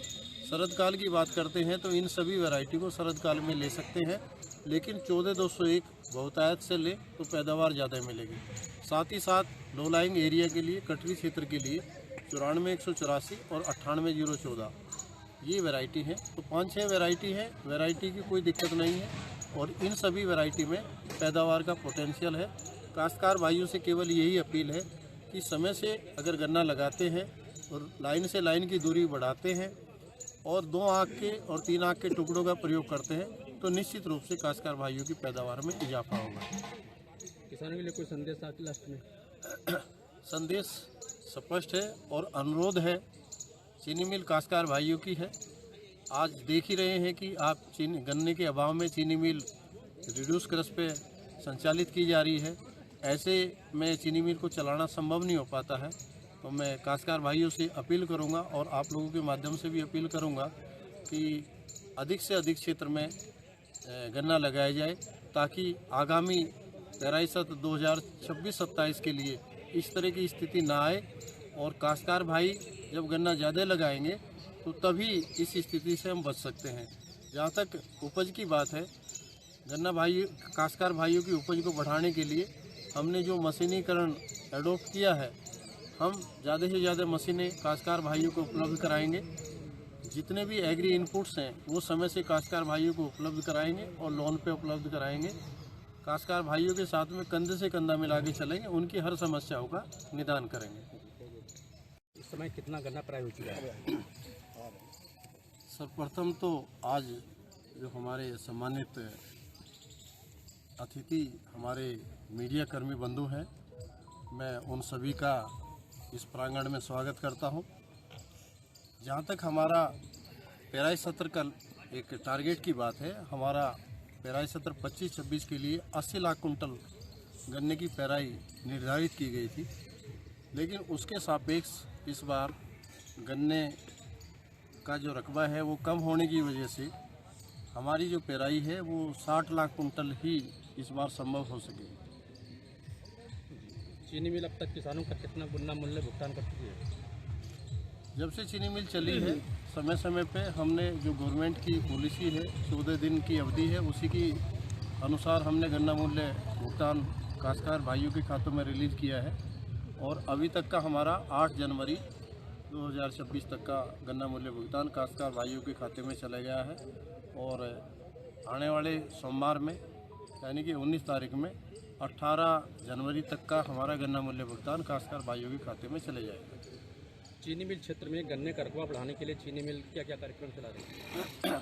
हमने अपने काश्तकार भाइयों के लिए जो अच्छी प्रजातियाँ हैं जैसे कि CO 118, 14201, 13235, 5009, ये हमारे जो जितना भी हमारा अपलैंड है वहाँ के लिए ये वैरायटी रखी हैं और लो लाइंग एरिया के लिए हमारा 94 184, 98 014 दो वैरायटी हमने वहाँ के लिए रखी हैं। हम इन्हीं वैरायटियों का काश्तकार भाइयों को बीज उपलब्ध कराएंगे और साथ ही साथ काश्तकार भाइयों से ये भी अपील करूँगा कि काश्तकार भाई अपना स्वयं का और वितरण के लिए बीज रोक के रखें। वितरित करने वाले काश्तकार भाई को हम 50 रुपये से लेकर और 75 रुपये प्रति कुंटल की सीड प्रीमियम उसको दे होगी। गन्ना किसानों के सामने जो चुनौतियां आ रही हैं उनसे निपटने के लिए चीनी मिल किस तरह का सहयोग कर रही है? मुख्य रूप से प्रजाति की बात है तो मैंने प्रजाति अभी आप लोगों को बतलाया है कि ये बहुत अच्छी प्रजाति है और इनमें उपज का पोटेंशियल बहुत अच्छा है। जैसे अभी हमारे यहाँ के एक काश्तकार भाई हैं श्री अमर सिंह जी मैसुल्लापुर के हैं, उन्होंने COL के 14201 प्रजाति जो लगाई थी लास्ट ईयर उसमें 2430 कुंटल प्रति हेक्टेयर की पैदावार ली है, यानी कि 195 कुंटल प्रति बीघे की पैदावार प्राप्त की है। तो यहाँ पे मैं इतना ही कहूँगा कि ये जो वैरायटी बताई गई है इनमें पैदावार का बहुत ज़्यादा पोटेंशियल है, तो वैरायटी की समस्या का समाधान इनसे हो जाता है। साथ ही साथ हमने मशीनीकरण को बढ़ावा दिया है क्योंकि समय पे काम करने के लिए गन्ने की खेती में लेबर उपलब्ध नहीं हो पाती है, तो गन्ना बुआई की मशीन से लेके और गन्ना कटाई छिलाई की मशीन तक का डेमो हमने यहाँ पे किए हैं। तो हमारे पास में गन्ना बुआई की मशीन उपलब्ध है, इंटरकल्चर ऑपरेशंस के लिए हमारे पास में मशीनें उपलब्ध हैं, स्प्रे के लिए हमारे पास में मशीनें उपलब्ध हैं और ड्रोन से स्प्रे कराने के लिए भी हम ड्रोन की व्यवस्था कराते हैं। जो दिक्कतें गन्ना छिलाई की है उस दिक्कत को भी 1 से 2 साल में दूर कर लिया जाएगा। किसानों के लिए चीनी मिल की ओर से क्या योजना चलाई जा रही है? मैंने ये योजना की ही बात मैंने बताई है। जैसे हमारा जो बीज सप्लायर है उसको हम 50 रुपये से लेके और 75 रुपये प्रति कुंटल के हिसाब से हम उसको बीज की सप्लाई पे देते हैं। बोने वाले जो काश्तकार भाई हैं उसको हम हमारा एक फसल अमृत के नाम से खाद है, वो खाद 50% की छूट पे गन्ना बुआई करने वाले काश्तकार भाइयों को हम उसको अनुदान पे दे रहे हैं। साथ ही साथ जितने भी गन्ने बुआई की मशीनें हैं जैसे गन्ना बुआई की मशीन है या रेटून मैनेजमेंट डिवाइस है, RMD बोलते हैं उसको, मशीनें हैं, इन सब पे हम 20 से 25% तक का अनुदान देते हैं। पैसे की मैं बात करता हूं तो 35,000 से 40,000 रुपये तक एक मशीन पे हम छूट प्रदान कर रहे हैं। साथ ही साथ जो सिंचाई के साधन है जैसे समरसेबल है और सोलर पंप है, यहाँ पे भी हम अपने काश्तकार भाइयों को 15,000 रुपये की सब्सिडी एक समरसेबल पे या जो हमारे सोलर पंप है उस पर देते हैं। साथ ही साथ अगर कोई काश्तकार भाई ड्रिप इरिगेशन से अपनी खेती करता है तो ड्रिप इरिगेशन लगवाने पे एक सेट पे हम 15,000 रुपये प्रति सेट चीनी मिल द्वारा अनुदान देते हैं। हमारा चीनी मिल का जो क्षेत्र है वो चारों तरफ नदियों घने कोहरे में अनियंत्रित हुई गिट्टी लदा डंपर बेराजपुर के पास पलटा, बड़ा हादसा टला है। आपको बता दें हरदोई की खबर है जहां पाली मार्ग पर शुक्रवार सुबह करीब 5-7 बजे घने कोहरे के चलते एक बड़ा सड़क हादसा हो गया और साथ ही होते होते टल गया। गिट्टी से भरा एक सड़क किनारे डंपर अनियंत्रित होकर पलट गया। गनीमत रही कि इस दुर्घटना में कोई जनहानि नहीं हुई है। प्रत्यक्षदर्शियों के अनुसार सुबह के समय क्षेत्र में भयंकर कोहरा छाया हुआ था जिससे दृश्यता बेहद कम हो गई थी। इसी दौरान तेज रफ्तार डंपर चालक को सामने का रास्ता स्पष्ट नहीं दिखाई दिया और वाहन अनियंत्रित होकर सड़क किनारे स्थित नीम के पेड़ से जा टकराया जिससे डंपर वहीं पलट गया। ग्रामीणों का कहना है यदि सड़क किनारे नीम का पेड़ ना होता तो डंपर आगे जाकर पलट सकता था। किसी बड़े हादसे को इनकार नहीं किया जा सकता। पेड़ से टकराने के कारण डंपर की गति रुक गई है, जिससे चालक की जान बच गई है और सूचना पर पहुंची पुलिस भी मौके पर पहुंची और यातायात को सामान्य कराया गया। कुछ समय के लिए शाहबाद पाली मार्ग पर आवागमन प्रभावित रहा। फिलहाल पुलिस मामले की जांच कर रही है। क्षेत्रवासियों ने प्रशासन से घने कोहरे के दौरान वाहन चालकों को विशेष सावधानी बरतने की अपील की है।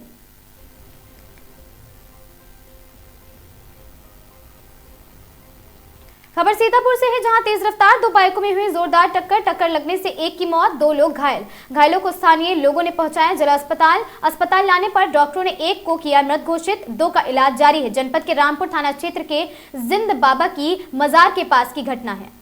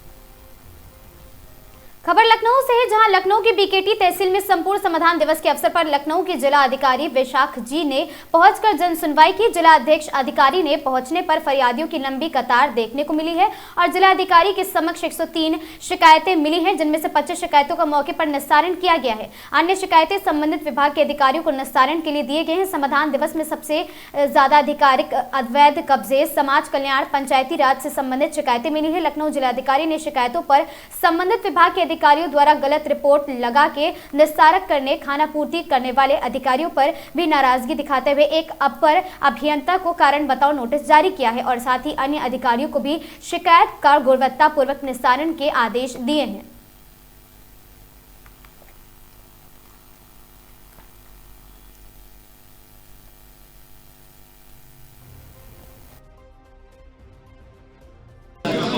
जी उसी के तादाद में आज और अब तक कुल 103 शिकायतें प्राप्त हुई हैं, जिसमें से लेवल अधिकारियों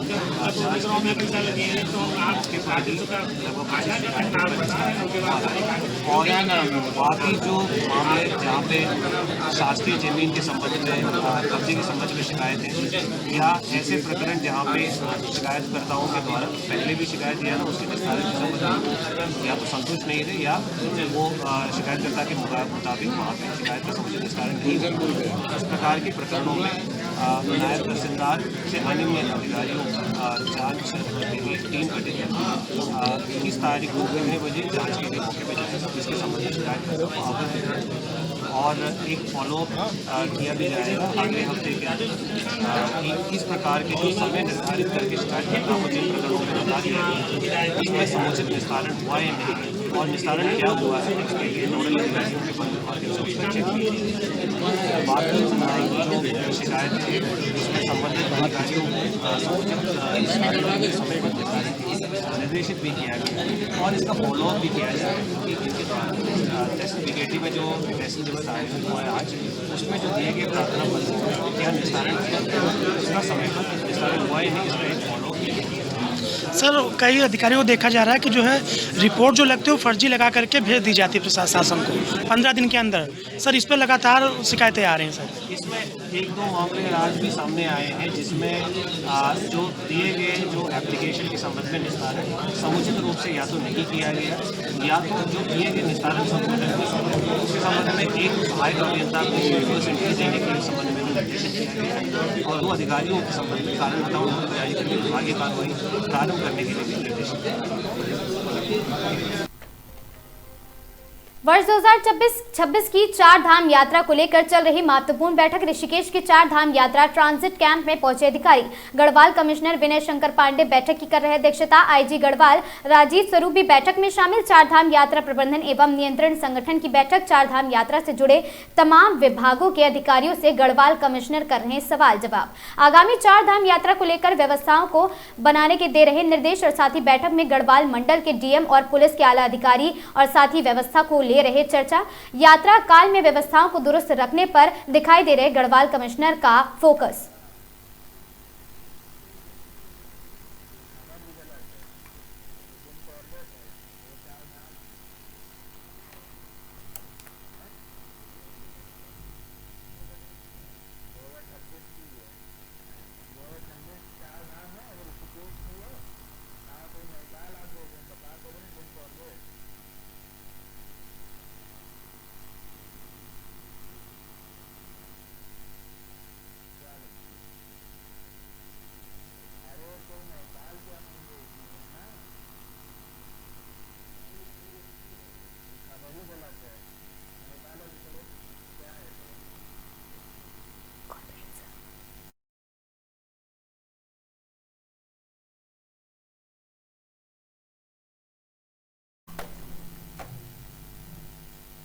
खबर नैनीताल से है, जहां विश्व प्रसिद्ध जिम कॉर्बेट के नाम से देश विदेश में पहचान रखने वाले जनपद नैनीताल का काला ढूंगी क्षेत्र इन दिनों बदहाल सड़कों को लेकर चर्चा में है। यहां जिम कॉर्बेट द्वारा बसाया गया ऐतिहासिक गांव का केंद्र है, जिसे देखने के लिए साल भर देश और विदेश से बड़ी संख्या में पर्यटक पहुंचते हैं। लेकिन इस गांव को जोड़ने वाली सड़क की हालत बेहद खराब हो चुकी है, जिससे स्थानीय लोगों ने साथ साथ पर्यटकों भी भारी परेशानियों का सामना करना पड़ रहा है। और साथ ही लोक निर्माण विभाग हल्द्वानी के अंतर्गत आने वाले संपर्क मार्ग पर करीब 1 वर्ष पहले ही डामरीकरण का कार्य कराया गया था। वर्तमान में सड़क कई जगह से उखड़ चुकी है। इसको लेकर क्षेत्र के सभासद रोहित बुधला कोटी समेत स्थानीय लोगों ने लोक निर्माण विभाग के प्रति गहरी नाराजगी जताई है। उनका कहना है कि लाखों रुपए खर्च करने के बावजूद भी सड़क की गुणवत्ता बेहद खराब है, जो कि विभागीय कार्यप्रणाली पर सवाल खड़े करती है। आप एक सिस्टम डेवलप करिए, किसी भी धार्मिक स्थान में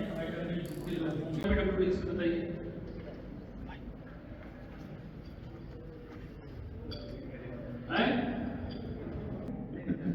गलत बात नहीं है।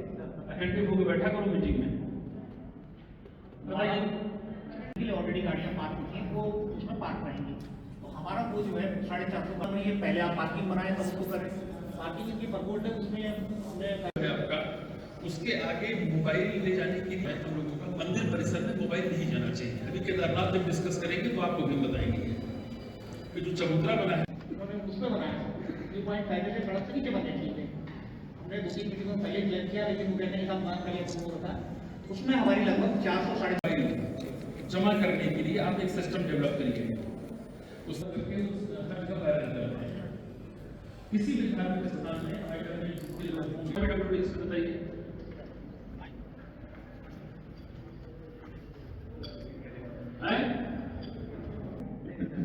गलत बात नहीं है। अटेंटिव होकर बैठा करो मीटिंग में, बताइए। ऑलरेडी गाड़ियां पार्क होती हैं वो उसमें पार्क रहेंगी तो हमारा वो जो है 450 में ये पहले आप पार्किंग बनाए तब उसको करें। पार्किंग की प्रपोज है उसमें हमने आपका उसके आगे मोबाइल ले जाने के लिए हम लोगों का मंदिर परिसर में मोबाइल नहीं जाना चाहिए। अभी केदारनाथ जब डिस्कस करेंगे तो आपको भी बताएंगे कि जो चबूतरा बना है उन्होंने उसमें बनाया ये पॉइंट पहले से सड़क से नीचे बनने चाहिए। हमने दूसरी मीटिंग में पहले क्लियर किया लेकिन वो कहने के साथ बात कर लिया तो था उसमें हमारी लगभग 400 साढ़े जमा करने के लिए आप एक सिस्टम डेवलप करिए। उस किसी भी धार्मिक स्थान में बताइए।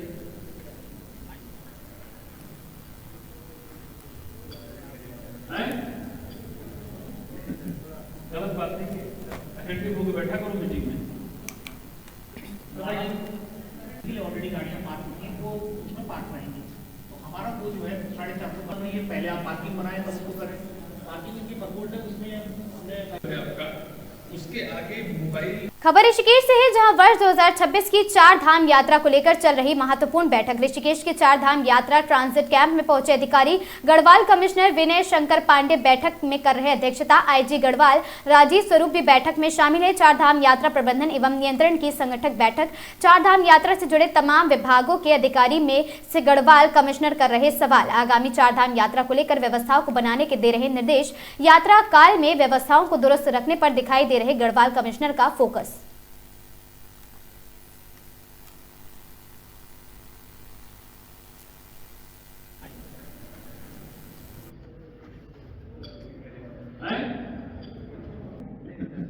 गलत बात नहीं है। अटेंटिव होकर बैठा करो मीटिंग में, बताइए।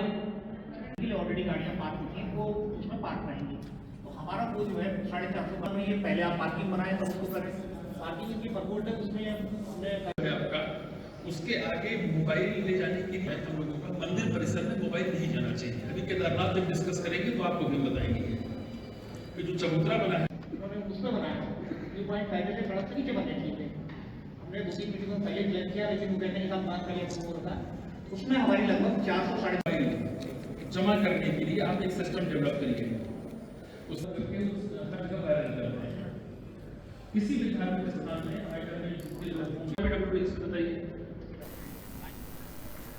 खबर सितारगंज से जहां सितारगंज नगर के खटीमा रोड पर ग्राम बंघोरा के पास शुक्रवार देर शाम हुई दर्दनाक सड़क हादसे में पूरे क्षेत्र को झकझोर कर रख दिया है। जब पीछे से आ रहे तेज रफ्तार और बेकाबू डंपर ने बाइक सवार आईटीबीपी जवान त्रिलोक कुमार पुत्र ओम प्रकाश निवासी कैलाशपुर सितारगंज को जोरदार टक्कर मार दी है। हादसे में आपको बता दें जवान के साथ बाइक पर बैठे उनके पिता ओम प्रकाश भी गंभीर रूप से घायल हो गए हैं और साथ ही लेह लद्दाख में देश सेवा में तैनात त्रिलोक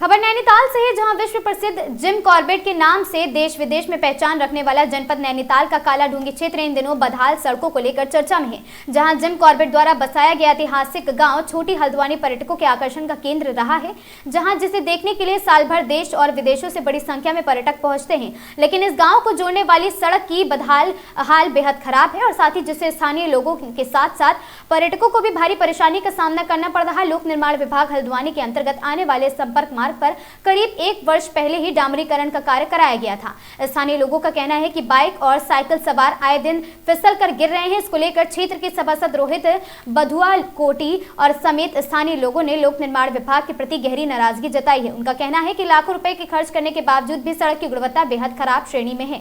वहीं इस संबंध में लोक निर्माण विभाग का कहना है कि सर्दियों के कारण फिलहाल सड़क की मरम्मत नहीं कराई जा सकती। मौसम अनुकूल होते ही सड़क की मरम्मत का कार्य शुरू कर दिया जाएगा। साल भी नहीं हो रहा, भी बने हुए, और ये एक दाना दाना एक जगह पे इकट्ठा हो चुका है। आप ये देख सकते हैं डामर कैसे इकट्ठा हो चुका है एक जगह पे। समस्या क्या है, गिरने का ही है और क्या चांसेस अभी। जे कहते हैं जेई, और उस टाइम तो कह रहा था जेई भी ये रोड अच्छी बननी है। अच्छा, कितना टाइम हो गया सड़क को? ये अभी 1 साल हुआ है। जिसका ठेकेदार था वो तो कह रहा था ये अभी और दोबारा इसके ऊपर पड़ेगा माल। उस टाइम हम रोक रहे थे तो हमें रोकने नहीं दे रहे थे। अच्छा, हाँ, कह रहा है कहते ऐसा है, ये तो बढ़िया हो रहा बढ़िया हो रहा। अब एक आदमी कुछ नहीं कह सकता ना। ये सड़क अभी कुछ समय पहले बनी थी और इसमें अभी भी 1 साल पूरा नहीं हुआ है सड़क को बने हुए। और ये वार्ड नंबर 1 छोटी हल्दानी मार्गी की सड़क है और यहाँ पे आप देख सकते हैं 1 साल भी इस रोड को पूरा नहीं हुआ है। PWD द्वारा ये सड़क बनाई गई थी और इसमें आप देख सकते हैं कितना दाने दाने हो चुके हैं, रोड़ी सब निकल चुकी है और डामर सब निकल चुका है।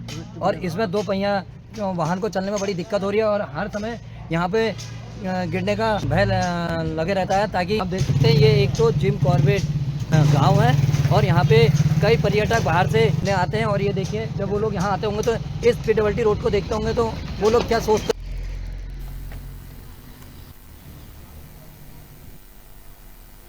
सितारगंज नगर के खटीमा रोड पर ग्राम बघोरा के पास शुक्रवार देर शाम हुए दर्दनाक सड़क हादसे ने पूरे क्षेत्र को झकझोर कर रख दिया है। जब पीछे से आ रही तेज रफ्तार और बेकाबू डंपर ने बाइक सवार ITPB जवान त्रिलोक कुमार पद ओम प्रकाश निवासी कैलाशपुरी सितारगंज को जोरदार टक्कर मार दी। हादसे में जवान के साथ बाइक पर बैठे उनके पिता ओम प्रकाश भी गंभीर रूप से घायल हो गए। लेह लद्दाख में देश सेवा में तैनात जवान त्रिलोक कुमार छुट्टी पर अपने घर आए हुए थे और किसी निजी कार्य से पिता के साथ बाइक से निकले थे।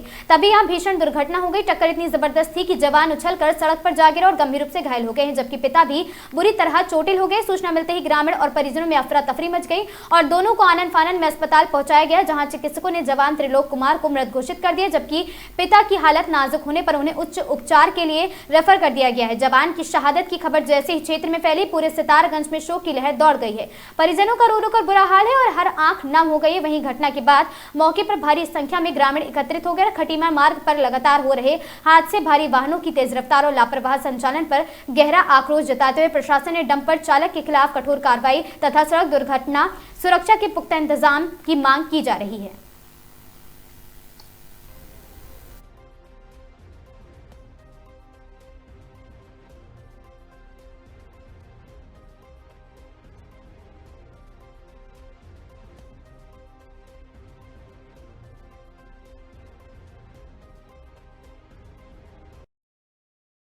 तो 7 बजे के आसपास में 108 से आए थे। 2 लोग थे, एक बेटा था उनका, एक उनके पिताजी थे। बेटे जो थे उनकी तो ब्रॉड डेड थे और जो उनके पिताजी थे वो मल्टीपल फ्रैक्चर आए थे तो उनको हमने हायर सेंटर रेफर कर दिया है। ये लोग कैलाशपुरी सितारगंज के रहने वाले हैं। पिताजी का नाम इनके ओम प्रकाश है और लड़के का नाम इनके त्रिलोक कुमार है। त्रिलोक कुमार की उम्र है हमारे 32 साल के आसपास की है। और पिताजी की त्रिलोक कुमार के शव को हमने खटीमा के लिए पोस्टमार्टम के लिए भेज दिया है। सितारगंज विकास खंड में आज समाज कल्याण विभाग की ओर से दिव्यांग जनों के लिए एक विशेष शिविर का आयोजन किया गया। इस कैंप में बड़ी संख्या में दिव्यांग जन पहुंचे और अपने पंजीकरण कराए गए। सबसे पर उपस्थित संजय जोशी, वरिष्ठ सहायक समाज कल्याण आदि लोग वहां पर मौजूद रहे। आपको बता दें अगली खबर रुड़की से है, जहां युवा का अपहरण कर लाठी डंडों से जमकर की गया हमला। रुड़की के पिरान कलियर से दिन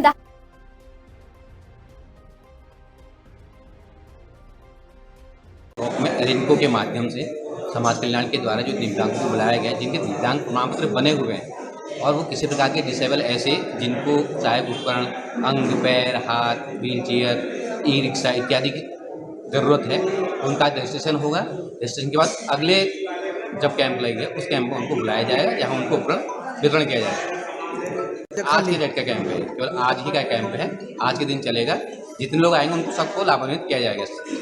तो अगले कैंप में अगली बार जब भी कैंप लगेगा इन्हें सूचित किया जाएगा, फोन द्वारा बुलवाया जाएगा, प्रचार प्रसार के माध्यम से आएंगे और इनका फिर से इनको लाभ दिलवाया जाएगा। नमस्कार जी, हम यहाँ पे आज पहुँचे हैं। ये हमारा लड़का है, छोटा बच्चा हमारा गुरजीत सिंह, जो कि ये बचपन से विकलांग है।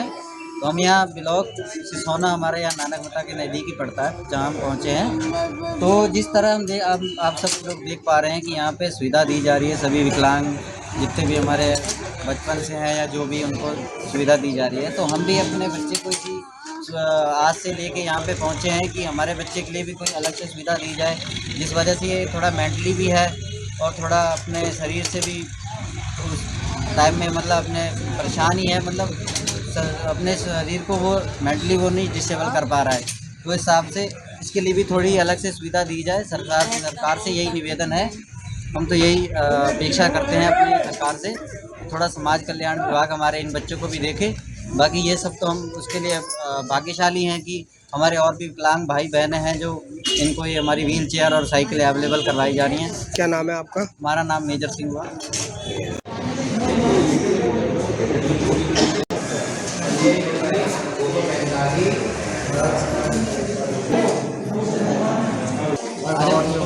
मैं बताना ये बात दे रहे हैं ये लोग, बताइए। ई रिक्शा के लिए आए थे हम लोग और लड़का अच्छा खासा है, अब बोल रहे हैं कि दिमाग से कम लिख दिया है। हाँ लिख दिया उसने। कहाँ के रहने वाले हो? पिछली बगिया टोहरा। क्या नाम है तुम्हारा? जयपुर दास।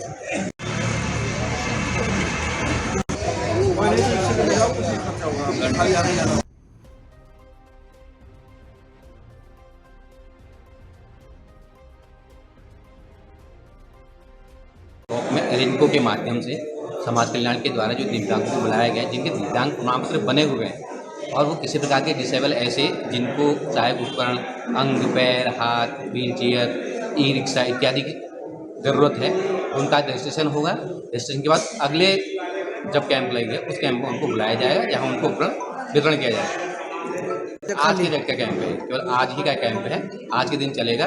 जितने लोग आएंगे उनको सबको लाभान्वित किया जाएगा।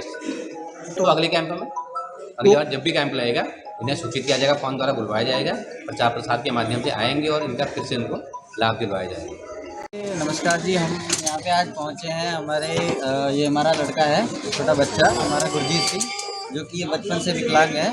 तो हम यहाँ ब्लॉक सिसोना हमारे यहाँ नानक मता के नज़दीक ही पड़ता है, जहाँ हम पहुँचे हैं। तो जिस तरह आप सब लोग देख पा रहे हैं कि यहाँ रुड़की के पिरान कलियर में दिन दहाड़े गुंडागर्दी करने का एक मामला सामने आया है। यहाँ पर कुछ कार सवार दबंगों द्वारा युवक को कार से डराकर अपहरण कर लिया गया है, जिसके बाद युवक के साथ जमकर मारपीट की गई। किसी तरह युवक कार से कूद करके गेस्ट हाउस में घुसा है, लेकिन पुलिस के डर से बेखौफ दबंग बाज नहीं आए और वहां गेस्ट हाउस में घुस गए, जहां पर दबंगों ने लात भूसे और लाठी डंडों से युवक के साथ जमकर मारपीट की है। गेस्ट हाउस में हुई मारपीट और यह घटना गेस्ट हाउस में लगे सीसीटीवी कैमरे में कैद हो गई है, जिसका वीडियो और साथ ही सोशल मीडिया पर यह वायरल हो रहा है। आपको बता दें कि पिरान कलियर निवासी एक युवक अपने काम पर जा रहा था। गंग नहर के पुल के पास कार सवार कुछ दबंगों ने युवक पर हमला करते हुए उसका अपहरण कर और साथ ही कार में डाल लिया है, जहां उसके साथ जमकर मारपीट की गई, जिसके बाद किसी तरह युवक कार से निकलकर भागने में कामयाब रहा है। मारपीट की यह घटना गेस्ट हाउस में लगे सीसीटीवी कैमरे में कैद हो गई, जिसका वीडियो सोशल मीडिया पर वायरल हो रहा है। वायरल वीडियो में दिखाई दे रहा है कि एक युवक गिरता पड़ता गेस्ट हाउस के दरवाजे पर गेस्ट हाउस में घुस रहा है, जहां जो गेस्ट हाउस में घुसते ही एक सोफे पर बैठ जाता है। तभी कुछ दबंग लोग गेस्ट हाउस में घुसते ही युवक के साथ जमकर मारपीट शुरू कर देते हैं। गेस्ट हाउस और आसपास के लोग युवक को बचाने का प्रयास करते हैं, लेकिन दबंग लोग बाज नहीं आते हैं। युवक को पकड़कर गेस्ट हाउस में से बाहर ले जाते हैं। घटना की सूचना मिलते ही पुलिस भी मौके पर पहुंच गई, जिसके बाद पीड़ित युवक को दबंगों से आजाद कराया गया। पीड़ित युवक के द्वारा पुलिस को तहरीर देकर आरोपियों पर कार्रवाई करने की मांग की गई है। एसपी देहात शेखर चंद्र सुयाल ने बताया कि पुलिस के द्वारा मुकदमा दर्ज कर अग्रिम कार्रवाई की जा रही है।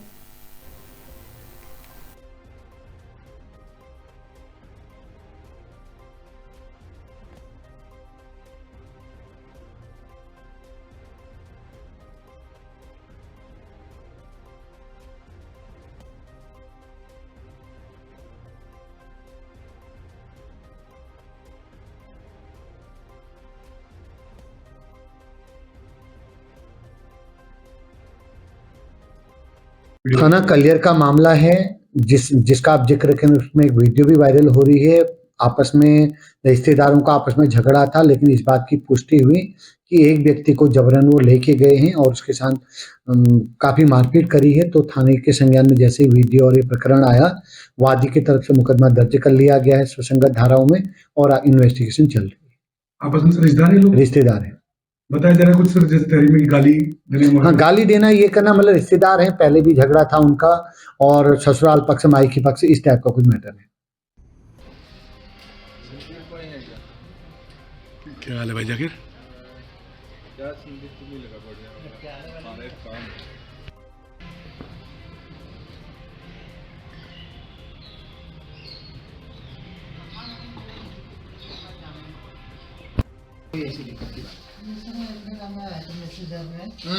मंगलवार को अधिशासी वो क्या मामला था ये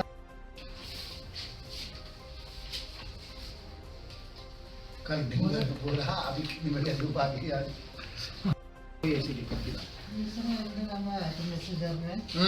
मंगलवार को अधिशासी वो क्या मामला था ये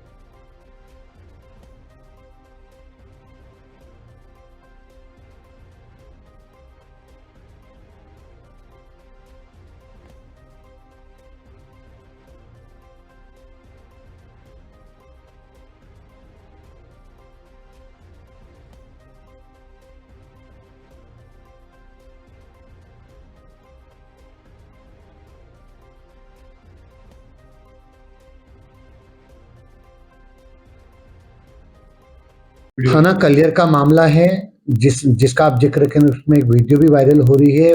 आपस में रिश्तेदारों का आपस में झगड़ा था, लेकिन इस बात की पुष्टि हुई कि एक व्यक्ति को जबरन वो लेके गए हैं और उसके साथ काफी मारपीट करी है। तो थाने के संज्ञान में जैसे ही वीडियो और ये प्रकरण आया, वादी की तरफ से मुकदमा दर्ज कर लिया गया है सुसंगत धाराओं में और इन्वेस्टिगेशन चल रही है। आपस में रिश्तेदार है, लोग रिश्तेदार है।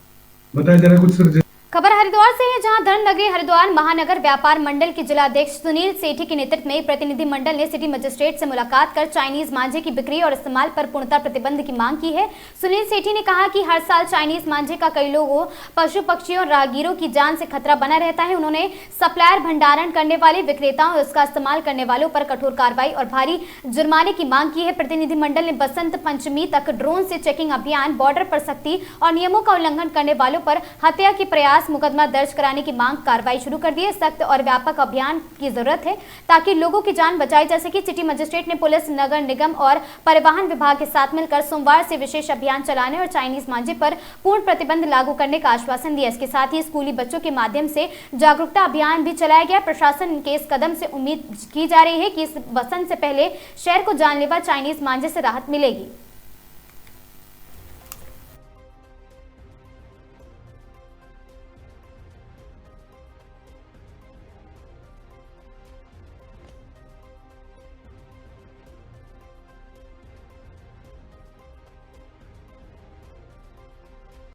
आज मुझे यहाँ पर आकर ज्ञापन प्रस्तुत किया गया है, जिसमें उनके द्वारा चाइनीज मांझे पर पूर्णतया रोक लगाए जाने की मांग की गई है। इस संबंध में हमारे द्वारा पूर्व में भी लगातार इसमें कार्रवाई की जा रही है। पुलिस और नगर निगम के द्वारा इसमें लगातार कार्रवाई की जा रही है और हम लोग इसमें प्रयास करते हैं कि चाइनीज मांझे के विरुद्ध जो है वो सख्त से सख्त हम लोग कार्रवाई करें। इसके उसमें हमने इसमें मुख्य शिक्षा अधिकारी को भी मेरे द्वारा इसमें निर्देशित किया गया है कि वो सारे स्कूलों में जो उनकी प्रार्थना सभा होती है उसमें सारे बच्चों को अवेयर करें कि इसमें चाइनीज मांझे के दुष्परिणामों के बारे में बताएं, उससे होने वाले नुकसानों के संबंध में बताएं। तो इसमें ये जल्द ही हमारा स्कूलों में भी ये जो है अवेयरनेस का कार्यक्रम हम लोग शुरू करने जा रहे हैं। इसके अतिरिक्त हम लोग ऐसे लोगों का पता लगाने की कोशिश कर रहे हैं कि जो लोग स्टोरेज कर रहे हैं और ऐसे जो भी लोग इसको स्टोर कर रहे हैं या इसकी बिक्री कर रहे हैं, ऐसे लोगों के विरुद्ध हम जो है वो सख्त से सख्त कार्रवाई करेंगे। और इसके साथ ही मेरे द्वारा इसमें आम जो हमारी आम पब्लिक है और जो खासकर हमारे पेरेंट्स हैं जिनके बच्चे जो हैं वो चाइनीज मांझा जो है वो इस्तेमाल कर रहे हैं या अन्य व्यक्ति जो भी चाइनीज मांझे का इस्तेमाल कर रहे हैं, उन सब से हम लोग अपील करते हैं कि कृपया वो अपने बच्चों की सुरक्षा के साथ साथ सभी लोगों की सुरक्षा का ध्यान रखें और चाइनीज मांझा जो है वो किसी भी रूप में उसको ना इस्तेमाल करें और उससे होने वाले दुष्परिणामों के बारे में सोचकर उसको पूरी तरह से अपने खरीदने से उसको अपने बच्चे को ना खरीदने दें, अपने आसपास के लोगों को खरीदने ना दें।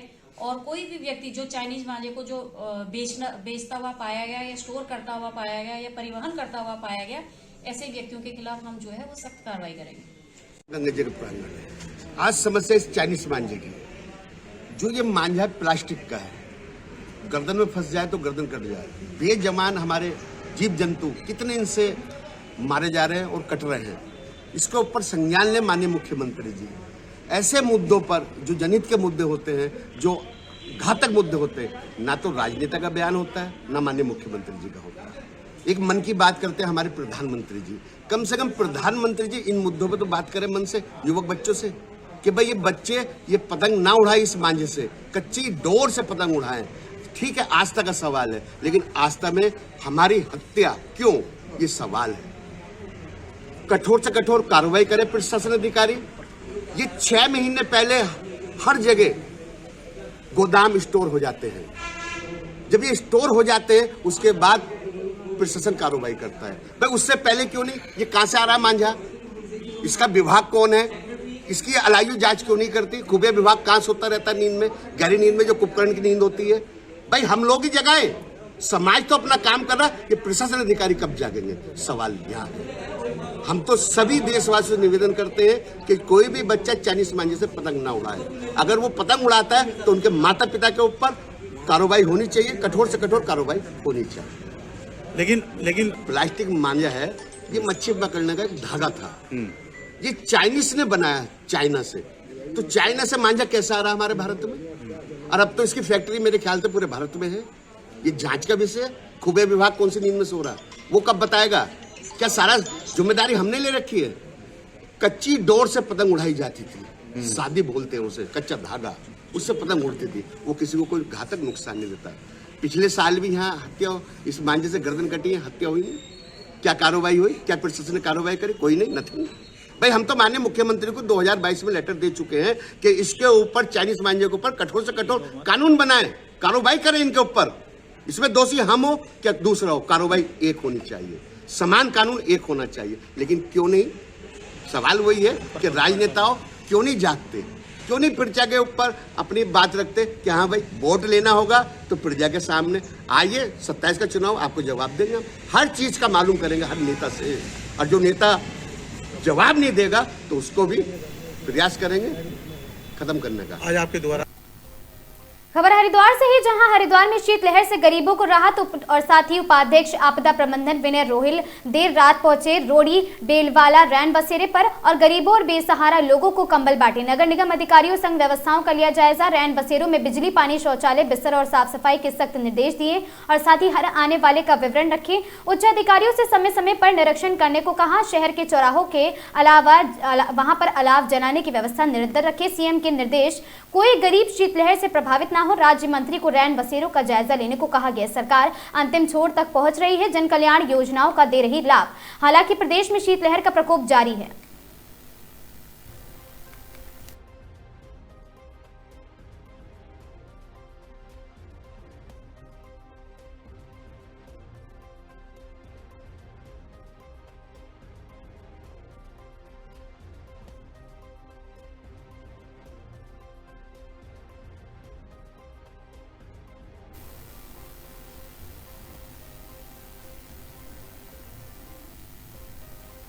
उत्तर प्रदेश उत्तराखंड की इन तमाम खबरों में आज के लिए बस इतना ही। ऐसी खबरों से लगातार जुड़े रहने के लिए बने रहें हमारे साथ और देखते रहें आगाज टाइम्स।